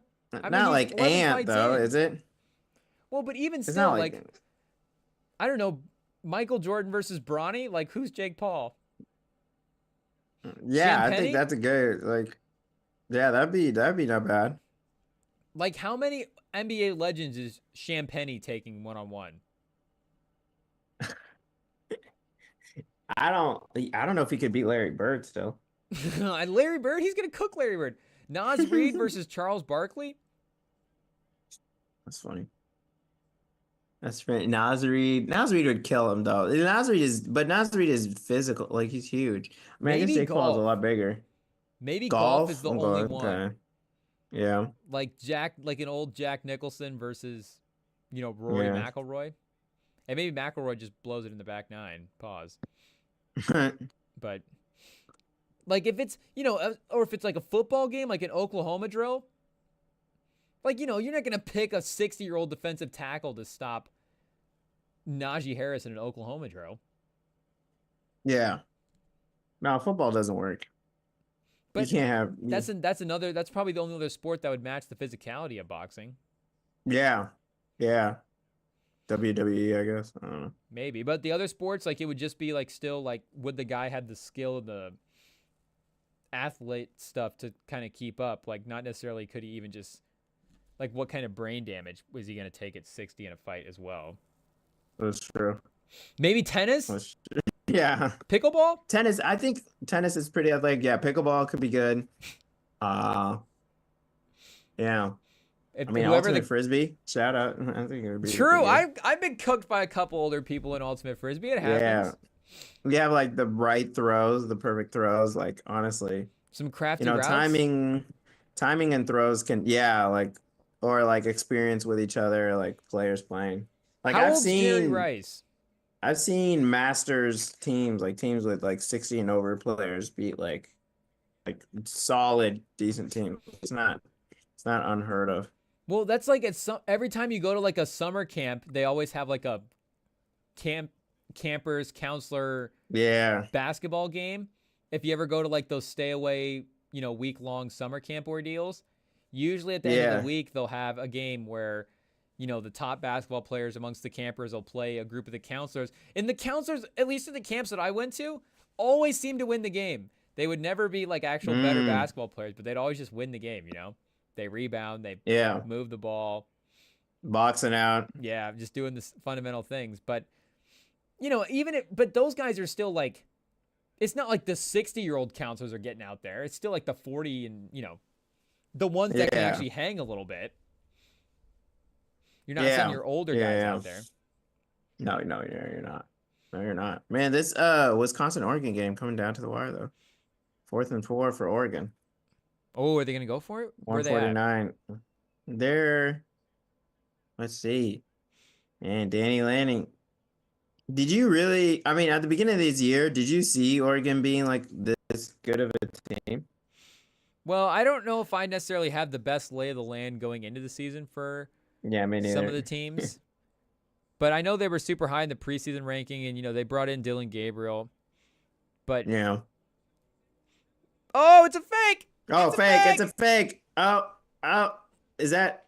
I don't think he Oh got it. gosh! Wow, he didn't get it. Wow. Danny Lanning.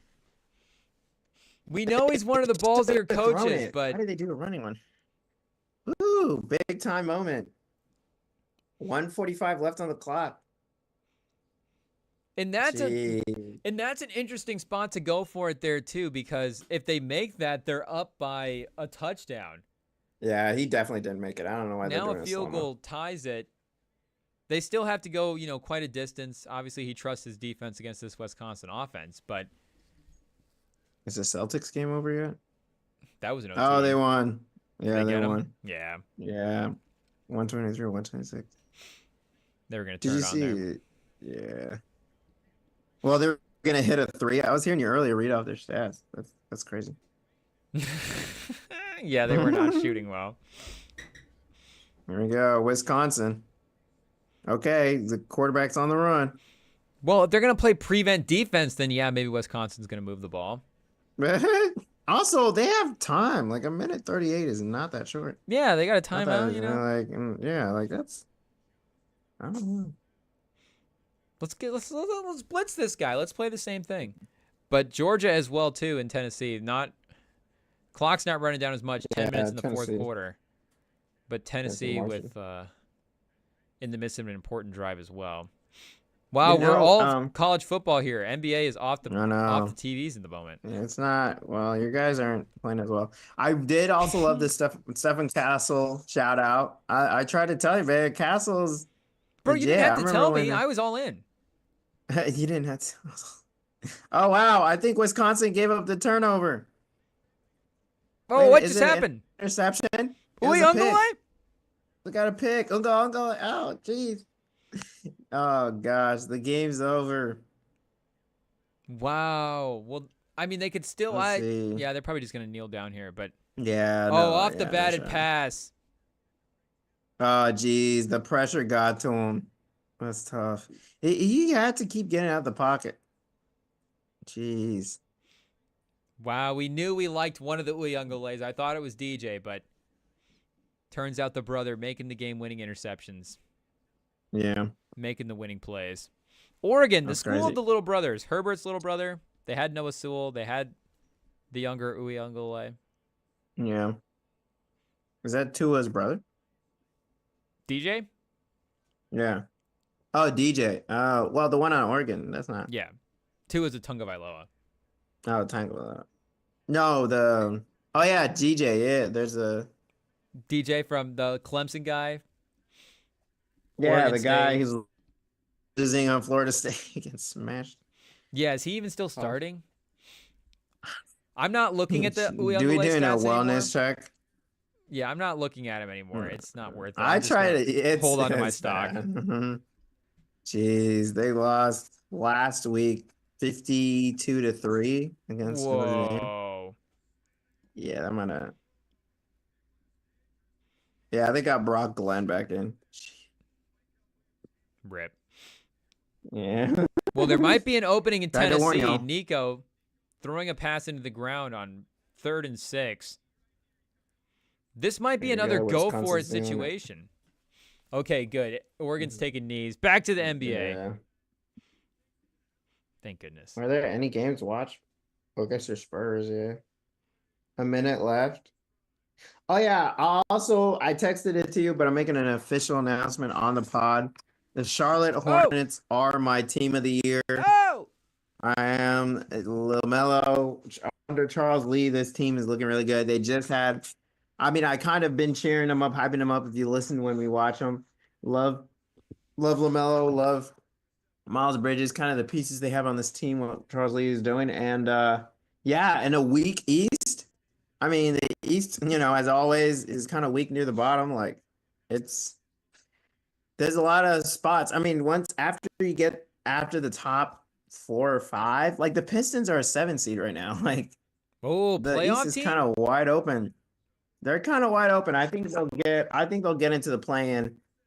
Maybe, who knows? They might poke up there, but yeah, we'll see. I like the Hornets right now. They're my team of the year. So you're 11 games, 12 games in. officially committing to the Hornets over the Hawks because Yeah. your Jalen Johnson love is at an all-time high right now, and he's definitely performing super well. No, And I thought great. Jalen Johnson's with crazy. his role in the team expanding, I didn't know if you'd gravitate back to them, but you're officially No, making it to I don't Hornets. I don't want to I'm trying my longest many years as possible before I return to the same team. Oh, okay. So you haven't done the Hornets recently? No, I never did the Hornets for a whole year. Oh, okay. So this is the year for the Hornets. The year I of like the it. Hornets. It's gonna be, and this They're gonna wake some people up. you're always a year too early as well. So I could definitely see this being the Yeah. year before the year. Brandon Miller definitely has the big breakout next year. Yeah. LaMelo Brandon finds his Miller. stride. I don't know. Brandon Miller is starting to break out at the end of last year. And he's So playing well right now too. But yeah. like really like all-star talk, Yeah. that kind of stuff. And then LaMelo like getting more comfortable with his role. But I would not be against picking them to be a play-in team right now in the East. Where are they at right now? Do you have the rankings pulled up? Let me see here. Oh, is the NBA game over? Oh, it's over. Oh, not NBA game, Mavericks. Oh, what ranking? Here, I'm trying to pull up the East real quick. Oh, yeah, I had them in front of me. So we have in the East, it's right now, obviously, the Cavs, number 1. Number 2, we have Celtics, then Magic, Knicks, Hawks, Heat, Pistons at 7 seed, Hornets at 8, Pacers at 9, Nets at 10, Bulls at 11, Bucks at 12, Wizards at 13, 76ers at 14, and Raptors at 15. I'm not gonna lie, last couple of years, the Bucks and 76ers have always been underperforming, but this year it's a whole new level. It's kind of crazy. So what do you feel about Cooper Flagg's fit next to Embiid? Well, there's gonna be one big who plays games and is looks like a real superstar, and there's gonna be Joel Embiid. Because the other thing about the Sixers this year is their first round draft pick is top 6 protected. So if they're actually like pacing to be a play-in team, or maybe like it feels like an outside shot at making the play-in, do you just want to commit to actually being bad and making sure you get that first round pick? Because it's also a really good draft. Does that even work anymore though? Yeah. But it's does top that work 6 anymore? protected. Like trying to tank. Like how many times has tanking actually worked? Like last year, the top 3 teams got like 5, 4, 5, and 6, right? 5, 6, 7. Like the Pistons had the best odds like the last 3 years, and they got like. Well, the Pistons have really just been the one team outside. that's been screwed. Yeah, but like, Yeah. but they wouldn't be trying to get the number 1. They wouldn't be tanking for like the number 1 pick like they did back in the day. They're just trying to make sure that they're in that top 6 to keep that asset Yeah. and have another big cheap building block to go around. And maybe it's not even Embiid in the future too. Maybe it's around Maxey, but just to give you another piece. But Milwaukee on the other side, because I would, in the Cooper Flag Stakes, I was thinking about them and if the losing season continues for them, if they trade Giannis, like could they get in the Cooper Flag sweepstakes? But they don't even have their first round pick. Their first round pick's gone regardless. I think it goes to New Orleans if it's like 1 through whatever, and then Brooklyn if it's the rest of the picks. So, Philly does have that opportunity that if they were actually exceptionally bad, it would be beneficial to them, to maybe Do you think what? Do you think that the OKC should really trade for Giannis? Because I don't know. They probably should. Where do you see Giannis's most likely landing spot? Like, where is Giannis? What jersey is Giannis wearing the start of next season? The start of next season? I don't know if it'll be the Bucks. Well, I don't know, because the other night when he dropped that 59 piece, he did have a little bit of like that. He was pointing at the court. He did this is my city, this is my place, this is my time. So maybe he does we'll feel see. a connection. I don't know. You never know, but yeah, it's not looking good right now. And obviously, if you're OKC, obviously you gotta make the call, right? I mean, who are you giving up though? Like J-Dub? Anybody? Yeah. The whole team for Giannis? As long as you have Giannis and Shea, you're chilling. Of course you're giving up. Would you give up Chet? Out another injury, two injuries, and already in his career. I wouldn't obviously give up Chet and Jalen Williams, not because Giannis is not worth it, but just because, you got to actually have some semblance of a team left to try to win the title. And, you have Shea and Giannis and the role guys. Maybe that is enough to win the title. So, I don't know. Maybe is it Chet and Jalen? Would it have to be both of those guys? I mean, Giannis is just that good. We're talking about trading for one of maybe the 25 best players ever in NBA history at the peak of his powers. Definitely the most exact. Yeah. Definitely the most athletic. Top 25. Yeah. Oh, wow. Georgia they got the ball back. They're moving them. Are you interested in the John Jones fight at all? No, I haven't watched it that much. UFC 309. You need to get into the UFC. You need to start dabbling. Yeah. Oh, John Jones, wasn't he talking about? I heard you talking about the Paul brothers. Him fighting them. Also, shout out Kansas, up a touchdown against BYU. Ooh, on the road. Going for the upset win. Yeah, BYU top 6 right now. I will say I finally understand why everyone loved Dynasty mode on college football. I've been playing with Kansas, and I can't go to bed early anymore. Just up all night. Winning titles, bringing banners back to Kansas. Trying. We're definitely bringing in 4 and 5 stars. You're Dion, working the transfer portal. Exactly. Well, no, straight up recruiting. Oh, recruiting. Like we're extending the house. You can do different stuff. Like you can go in the DMs, blah blah blah. Can you wait? Do you make up a message, or does it give you prompts? No, like it'll just do like a screen where you have a certain number of hours you can use on each one, and so the cheapest one is like go in the DMs, and there's one like, oh, you can like contact their friends and family or blah blah blah. There's like different stuff you can do. How would sliding in the DMs not work? I feel like that would actually be the hack, right? What's the difference? How else do you communicate with the kid these days? I know, like, pause that, but exactly. What's the difference between a letter and a DM? At this point, I don't know. One's actually going to get read and the other won't. Yeah, well, the kid will actually know how to get one of them. But I don't know. Does this game, though, against Tennessee, if they really win it, does it resurrect Carson Beck's draft position? Because it feels like it'd been like going. Well, I don't know if the results of these games are necessarily what's dictating his draft position versus how he's playing in them. Look at that Texas game, for example, where Georgia was very dominant in that game, but I think Carson Beck may have been the quarterback that struggled the most. So, even if they win this one, I don't know if Carson Beck has played, better tonight than he has in some of the past. So maybe his performance could get people back on track. But I don't know. I've never had like Carson Beck super high up in my rankings anyways. So for me, it's kind of like So you wouldn't take him over Anthony Richardson? no. Yeah. Oh, you're still in. Yeah. How happy are you that he's starting again? Well, I'm excited that he's back. I still don't really understand how he got here for the Colts. I can't believe that. Was just a crazy process, and I don't think they managed the PR of it all right. But if you read the quotes, it does seem like Richardson is showing some growth in the film room stuff, and he's taking. I mean, he needs to be taking the extra time to learn anyways because he's farther behind than a lot of Yeah. these quarterback prospects. So, as long as he's doing that. Oh wait, sorry, am I on mute?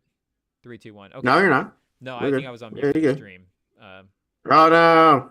I was on mute on my end. But if he's back, like, if he's doing the film room stuff and he's back to like really working hard and getting refocused and grinding away off the field, then that's the kind of stuff where I think that development. Because I get the on-field stuff where it's like, yeah, the accuracy and all that stuff has been the storyline, but. Again, I think it's been a lot of the Colts stuff around him. Some of the play calling, the receiver performances haven't necessarily been at the peak as well. So as that stuff gets cleaned up, and then as Richardson makes sure that he knows like these extra things about the protection and where the defenses are at, and just making sure that his IQ Yeah, is up exactly. as high as it can be, I think those will be the things that'll help with his development. Not just like he needs to get more accurate, because I do think Richardson is a little bit more accurate than people give him credit for. But I honestly, outside of Shador, there's not really a quarterback that I would be like falling head over heels for to move up and get in this class. At least at this point. Okay. But Shador, you're in on Shador. Yeah, I'm in on Shador. Ah, okay. Okay, Rolly on the wrist, huh? Yeah, I'll take my chances with Dion's kid. But Okay. even the last couple of years, I'm still in. I'm still Okay. in. Maybe Stroud and Daniels are just, playing too well at this point. But even Yeah. Drake May, like, I'll need at least the rest of the year of seeing Drake May before I'm like, Drake May is definitely a better quarterback prospect than Richardson. I mean, he's definitely playing better than Richardson has played, but I don't know if he's shown that he's far and away a better prospect Yeah. than Richardson can be. No, And I they've mean named him the starter for Sanders. the rest of the season as well. Yeah, I don't know. I think Sanders. He's shown more pocket passing. I think he's Yeah.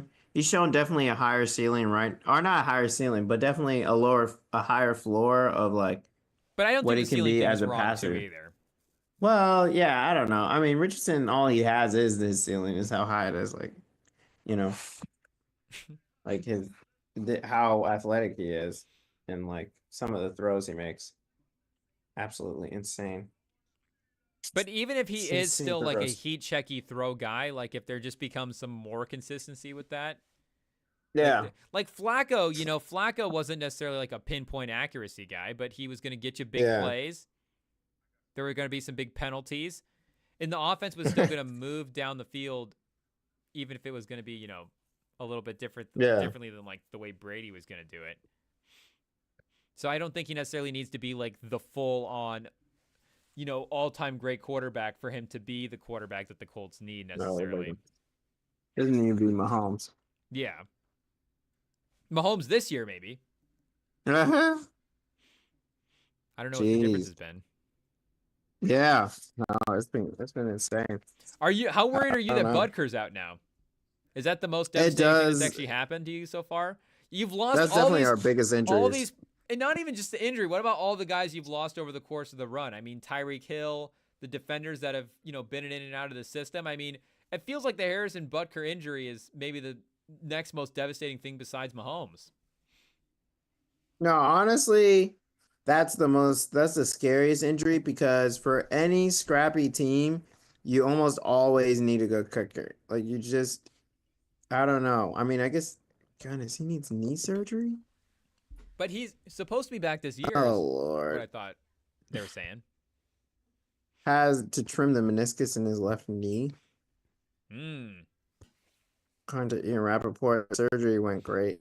He said he had it yesterday. So he could come back for the playoffs. Um, It's just kicking is so important for scrappy teams to win, and we've definitely been winning in a scrappy way. And so, um, yeah, But Andy Reid's just general game plan as well too. I mean, he's a new school guy, but he is old school in that he'll just take the points. And obviously now, yeah, Mahomes, maybe he's just, Mahomes is always able to elevate a level. Maybe if you have to go for more fourth downs in certain situations, you're not going to feel bad about that with Mahomes. But you're right, it does feel like for your offense, that ability to just constantly accumulate points over the course of the drive, where, I yeah, mean, you saw that with Philly in that Monday night game against Washington that they ultimately ended up winning. Like, if that's Butker in Kansas City, they have 9 points there, and at halftime it's like, 24 to whatever, and you're just like, oh yeah, the Chiefs are cruising to victory here. I mean, those field goal, I get 9 points, a touchdown, like plus some. That's more. That's a 2-score difference right there. A touchdown plus a field goal. It's stuff accumulates over the course of drives, and especially when you have stretches where, over the last couple of seasons, like, we're not doubting Mahomes by saying this, but Mahomes has had moments of games where he's missed a throw here or there. He's had a turnover.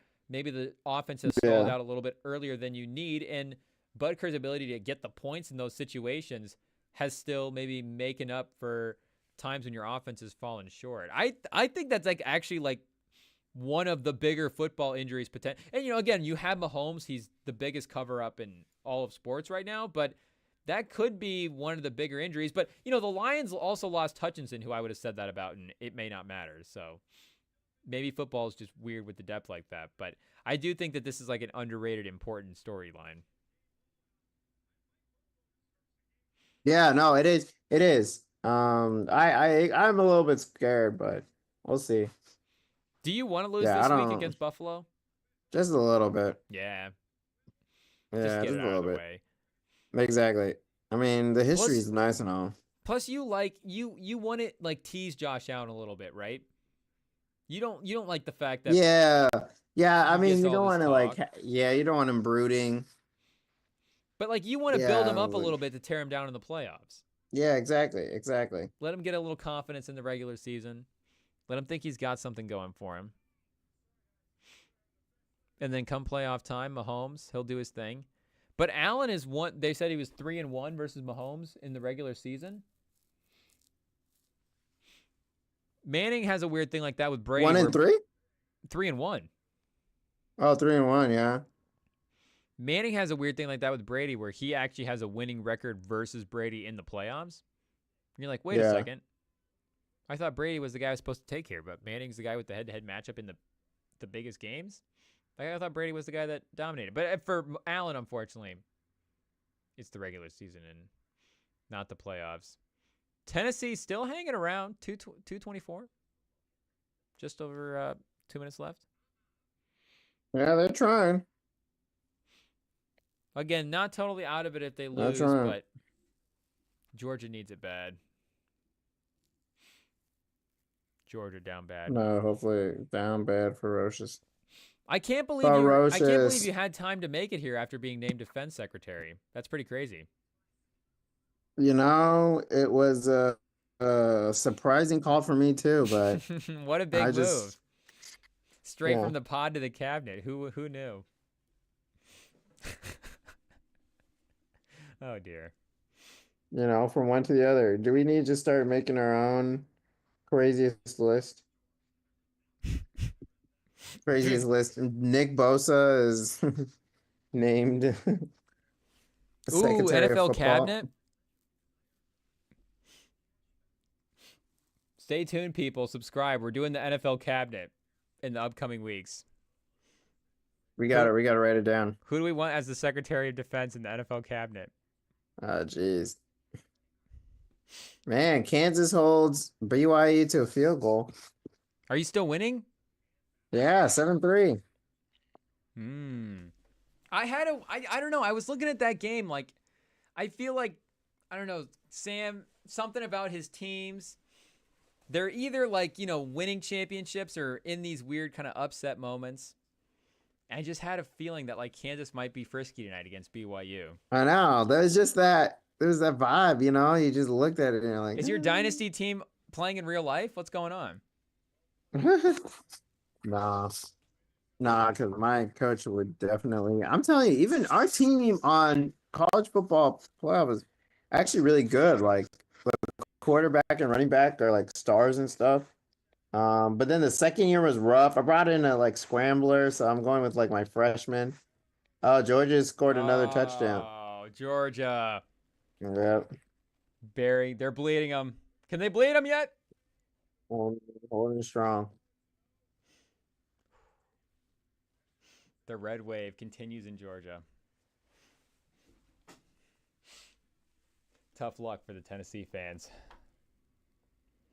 But Georgia keeping the college playoff scene interesting.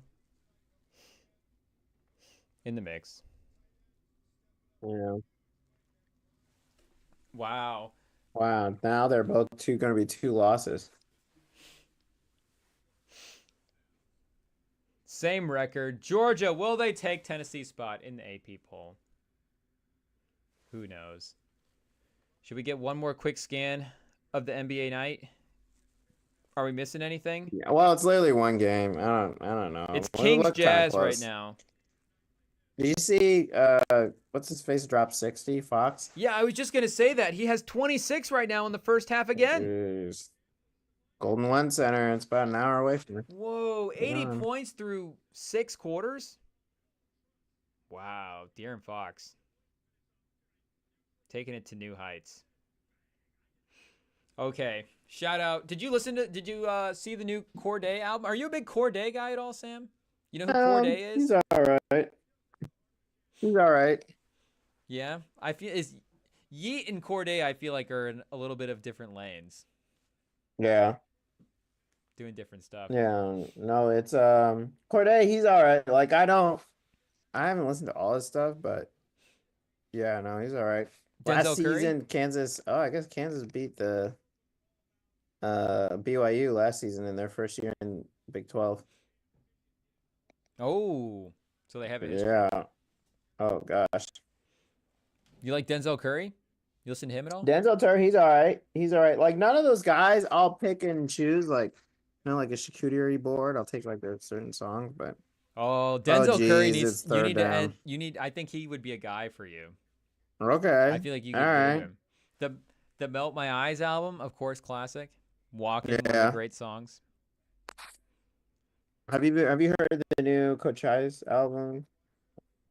Ooh, what's that one? Coach I, Why Always Me. Also, Lil Uzi Vert, Eternal Take Two. Wow, Kansas got stopped on third down. Oh, here we go. Okay, I have it saved. I'll listen to it.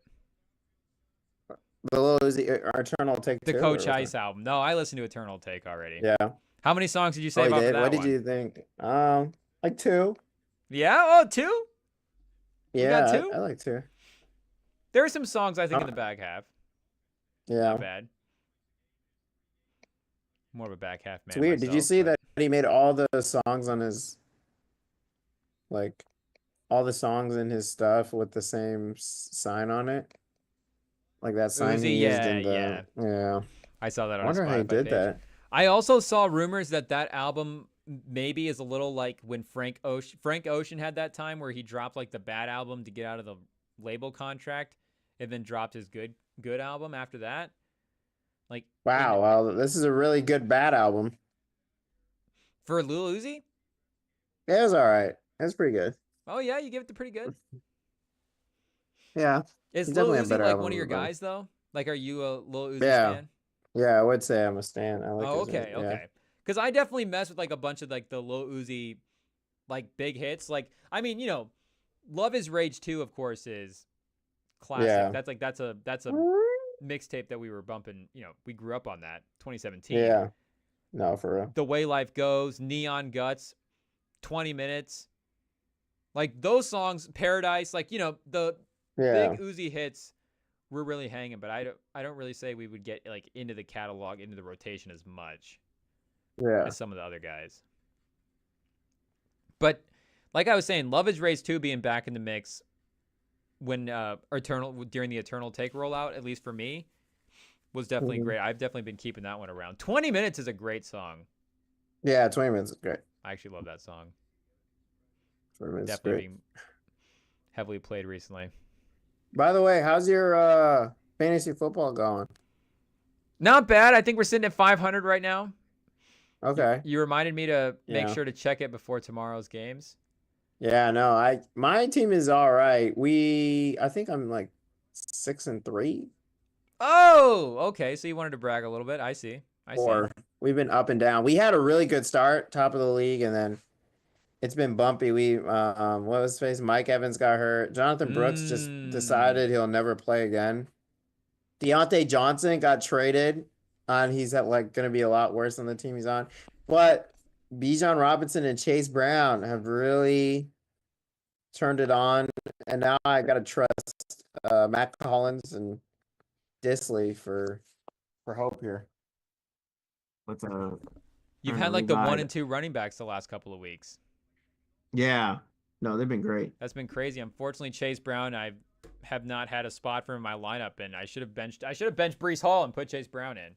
Yeah, Brees Hall hasn't been great this season. Yeah, it's been Very up unfortunate. and down. But Chase Brown's in this week, so we'll see what Let me happens. see my second team. My second team, we were doing all right. We had like Jonathan Taylor and stuff.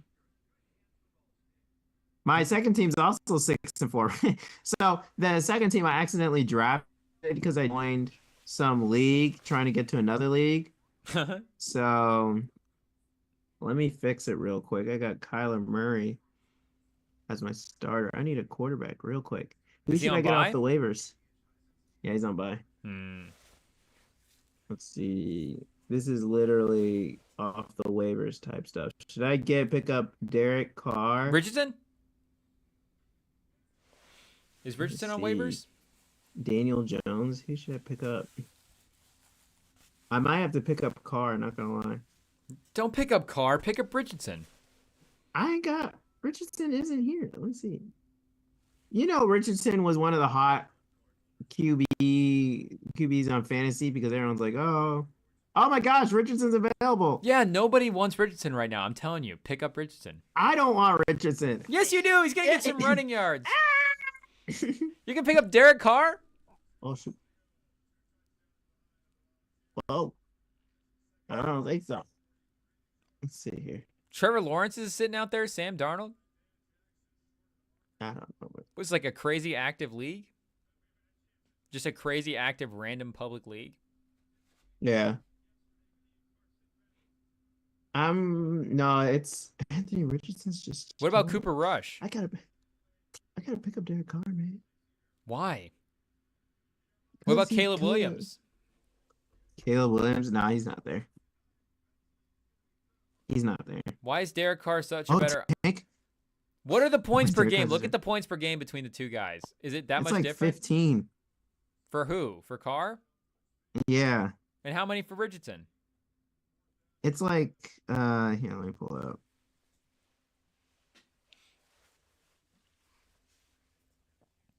Anthony Richardson. He's not. I don't think he's hit 50. He's only hit 15 once this year, and that was the first week when he was He cooking. had like 30 points that week. Yeah, he averages 11 points a week. Yeah. His last weeks he's been 11, 8, and then he had 2 weeks of 5 points. Like it's not in general, it's not great throughout the year. Man, that's a bleak waiver wire. Well, good luck with Derek Carr. We'll see. They're playing the Browns. A good defense? Yeah. He's gonna throw 3 picks.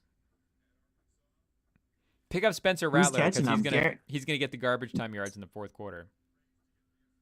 Also, Derek Carr runs. He had 4 carries for 17 yards last game. 1 extra point. Oh gosh. Oh jeez. I just don't know who to drop. Did I drop Tank Bigsby? No. I'm gonna drop Jacoby Myers. This team is it's just interesting how the auto team is always better than like actual good team. Jacoby Myers is cooking? Jeez. I guess I gotta drop Tank Bigsby. Yeah, he's been bad the last couple weeks. Okay. But you can't just drop the receiver. You can't give up on the running back. But the receiver is like scoring 18 points a week though. For what? The last 2 weeks? Oh, geez. Let me see. How many? He's gotten a lot of targets though. ETN is back 9, too. 10, 9, 7, 11. Yeah, ETN is back, You don't and have he's like a on my backup main tight team. end or a defense you can drop? I'll drop Deontay Johnson. Oh He's not. yeah, He's gonna. easy. He's gonna be bum, man. You'll get him It's next not good. week. What is he? He's not gonna have 20 points. Nobody's gonna pick him up off the waiver wire. Oh yeah, this team. So this team is so stacked. I have Saquon Barkley and Jonathan Taylor as my 2 running backs. I Oh, got Debo Samuel, and we'll put Jacoby Myers, and then Kyle Pitts as a tight end. Then I got DeAndre Swift, and then the Lions defense. wow. This is an Yeah. 8-man league. No, it's a 10. 1, 2, 3, Jeez. 6, 7, 8, 9, 10-man league. I don't know how my team's so good. I And guess Debo was this is a league sliding I a little don't bit care in drafts about. this year, but still, name value wise. Yeah, I don't. Jeez, I don't know. Debo Samuel's been cooking too. I just wish I could like transfer players from one league to the other because I could definitely use Jacoby Myers on my other team or Debo Samuel. Now the question is, do I start Jacoby or yeah, I guess I have Jaden Reed. Jaden Reed's been up and down. Yeah, we'll leave. Anyway, yeah, this I might win a championship with this team. I don't know. We'll see. Wow. Who's gonna win the ring this year? Mahomes or Sam? Which one will it be? It's Have just you won funny a that the championship league? team. Have you won a Yeah, fantasy I've won league? a couple. Okay. I've won a couple. Yeah, I won like 2. It's just funny that the team that I care about super much and the team I just never check both have the same record. And it doesn't matter. That's just how fantasy is. You're just good at fantasy either It's, way. it's just, well, not even good. It's just, it's just luck at the end of the day, honestly. It's Because you skill. just have Fantasy is injuries. definitely skill. Don't let them tell you otherwise. That's what they say about betting too. Betting is a skill. Mm-mm. That's funny. It's not a skill that I have, but it is a skill. It's Oh, geez. unfortunate. Man, do you think Kansas could really pull off this upset? I Top think 10 they team are. they're pulling. I'm gonna live bet them right now. Yeah. Oh, really? Oh, wait. No, don't give us the Drake curse. You saw Drake bet on Mike Tyson on Did he Tyson. really? Hasn't Drake Yeah. lost like $500 million in like sports bets or something like that? Uh, I think he's lost more in bets than he did in the beef. His FanDuel account has been more detrimental to him than not like us. That's hilarious. That's hilarious. Wow, this Jazz Kings game is kind of close. 63-64 at halftime. De'Aaron Fox has 60 of the Kings' 60 points. Might as well. Wait, so did the Jones fight happen or is it going to happen? It's the card's happening right now. Jones will probably fight around 11:30 Central. Man, that late? Yeah. I'll definitely 'Cause I fall see it asleep saying- if he doesn't knock him out in the first 2 or 3 rounds. Yeah, holy cow. Jeez, why is it so late? Well, that's when they go. The fight cards are like 11 to midnight, or like 9 to midnight usually in the Yeah. Midwest. But, I mean, out there, it's what? I mean, in Vegas, you're getting done at 10, 11. You're going to be done Yeah, I guess. 9, 10 out there. At least you're not on the East Coast. Also, shout out Jakob Pertl tonight, former Spur, 35, 12, and 6. Whoa, that's got to be a career high. No, RJ Barrett, like you mentioned, trip dub. 35 is crazy. It looks like Jaylen Brown did actually hit a couple threes. 2 for 7. Geez. Sam Hauser off the bench. Pritchard? Let's see here. Pritchard, he was all right. He had 6 points. 2 of 7 from 3 also, just like Jaylen Brown. They're just jacking him up. Oh, Bo Nichols up next. Speaking of heavy favorites, minus 1,200 to win this fight. I mean, we're gonna watch two goats tonight in the UFC: John Jones and Bo Nickel. Oh, Unbelievable. yeah, you're right. De'Aaron Fox right now on pace for 52. Um, Wow. The first ever yeah, back-to-back 60-point games since Wilt. He's right now 9 of 14 from the field, 5 of 6 from the free throw. Are we out on is oh, I guess he's hurt. Are we out on Sabonis? I don't think I don't think my feelings have moved too much on Sabonis. Yeah. Oh, Flipnowski's a starter. I didn't know. Whoa. What is he sleeping with the coach? Hey, yo. How's he earning Nah, those minutes? his girlfriend is controlling too much of his life.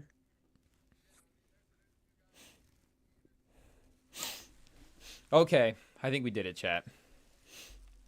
Another We did do Saturday it. night in the books. I know we'll be back on tomorrow. I don't know. Sam is Sam gonna jump on tomorrow too? Or are we In the gonna get a Bucks. Sam appearance on the Rem Zone? We'll see what We'll see. happens. We'll see. We might. We might. We'll. I don't know. No promises. IT will have to let me in, you know. Yeah, only if we And so remember the to email actually. did come through, your first one. It's just IT blocked it. Blocked. No, I think it did. It just didn't like the Wi-Fi. It didn't reload the email. I was like, oh geez. Well, no, right as you said that, your Wi-Fi cut out. So I mean, Yeah. perfect example of what you're talking about. But I guess subscribe and stay tuned because, like I said, we'll be back. So that'll be the only way to find out if Sam will call in as well too. But the NFL, we know it'll be exciting. We know there'll be fun stuff going on, and you won't want to miss it. We'll be here tomorrow reacting We'll find out. as well. So there we go. Thank you guys for jumping on again. The weekend continues. A little And triple header. BYU. Yeah, BYU runs it in for a touchdown. They're up 10-7, so yeah, good time to Oh, cut it off. I'm guessing the upset is quickly. kind of over. Quickly, Kansas is starting to fall apart. Okay, we'll get out of here before we jinx them. Good night, people. Thank you for jumping on.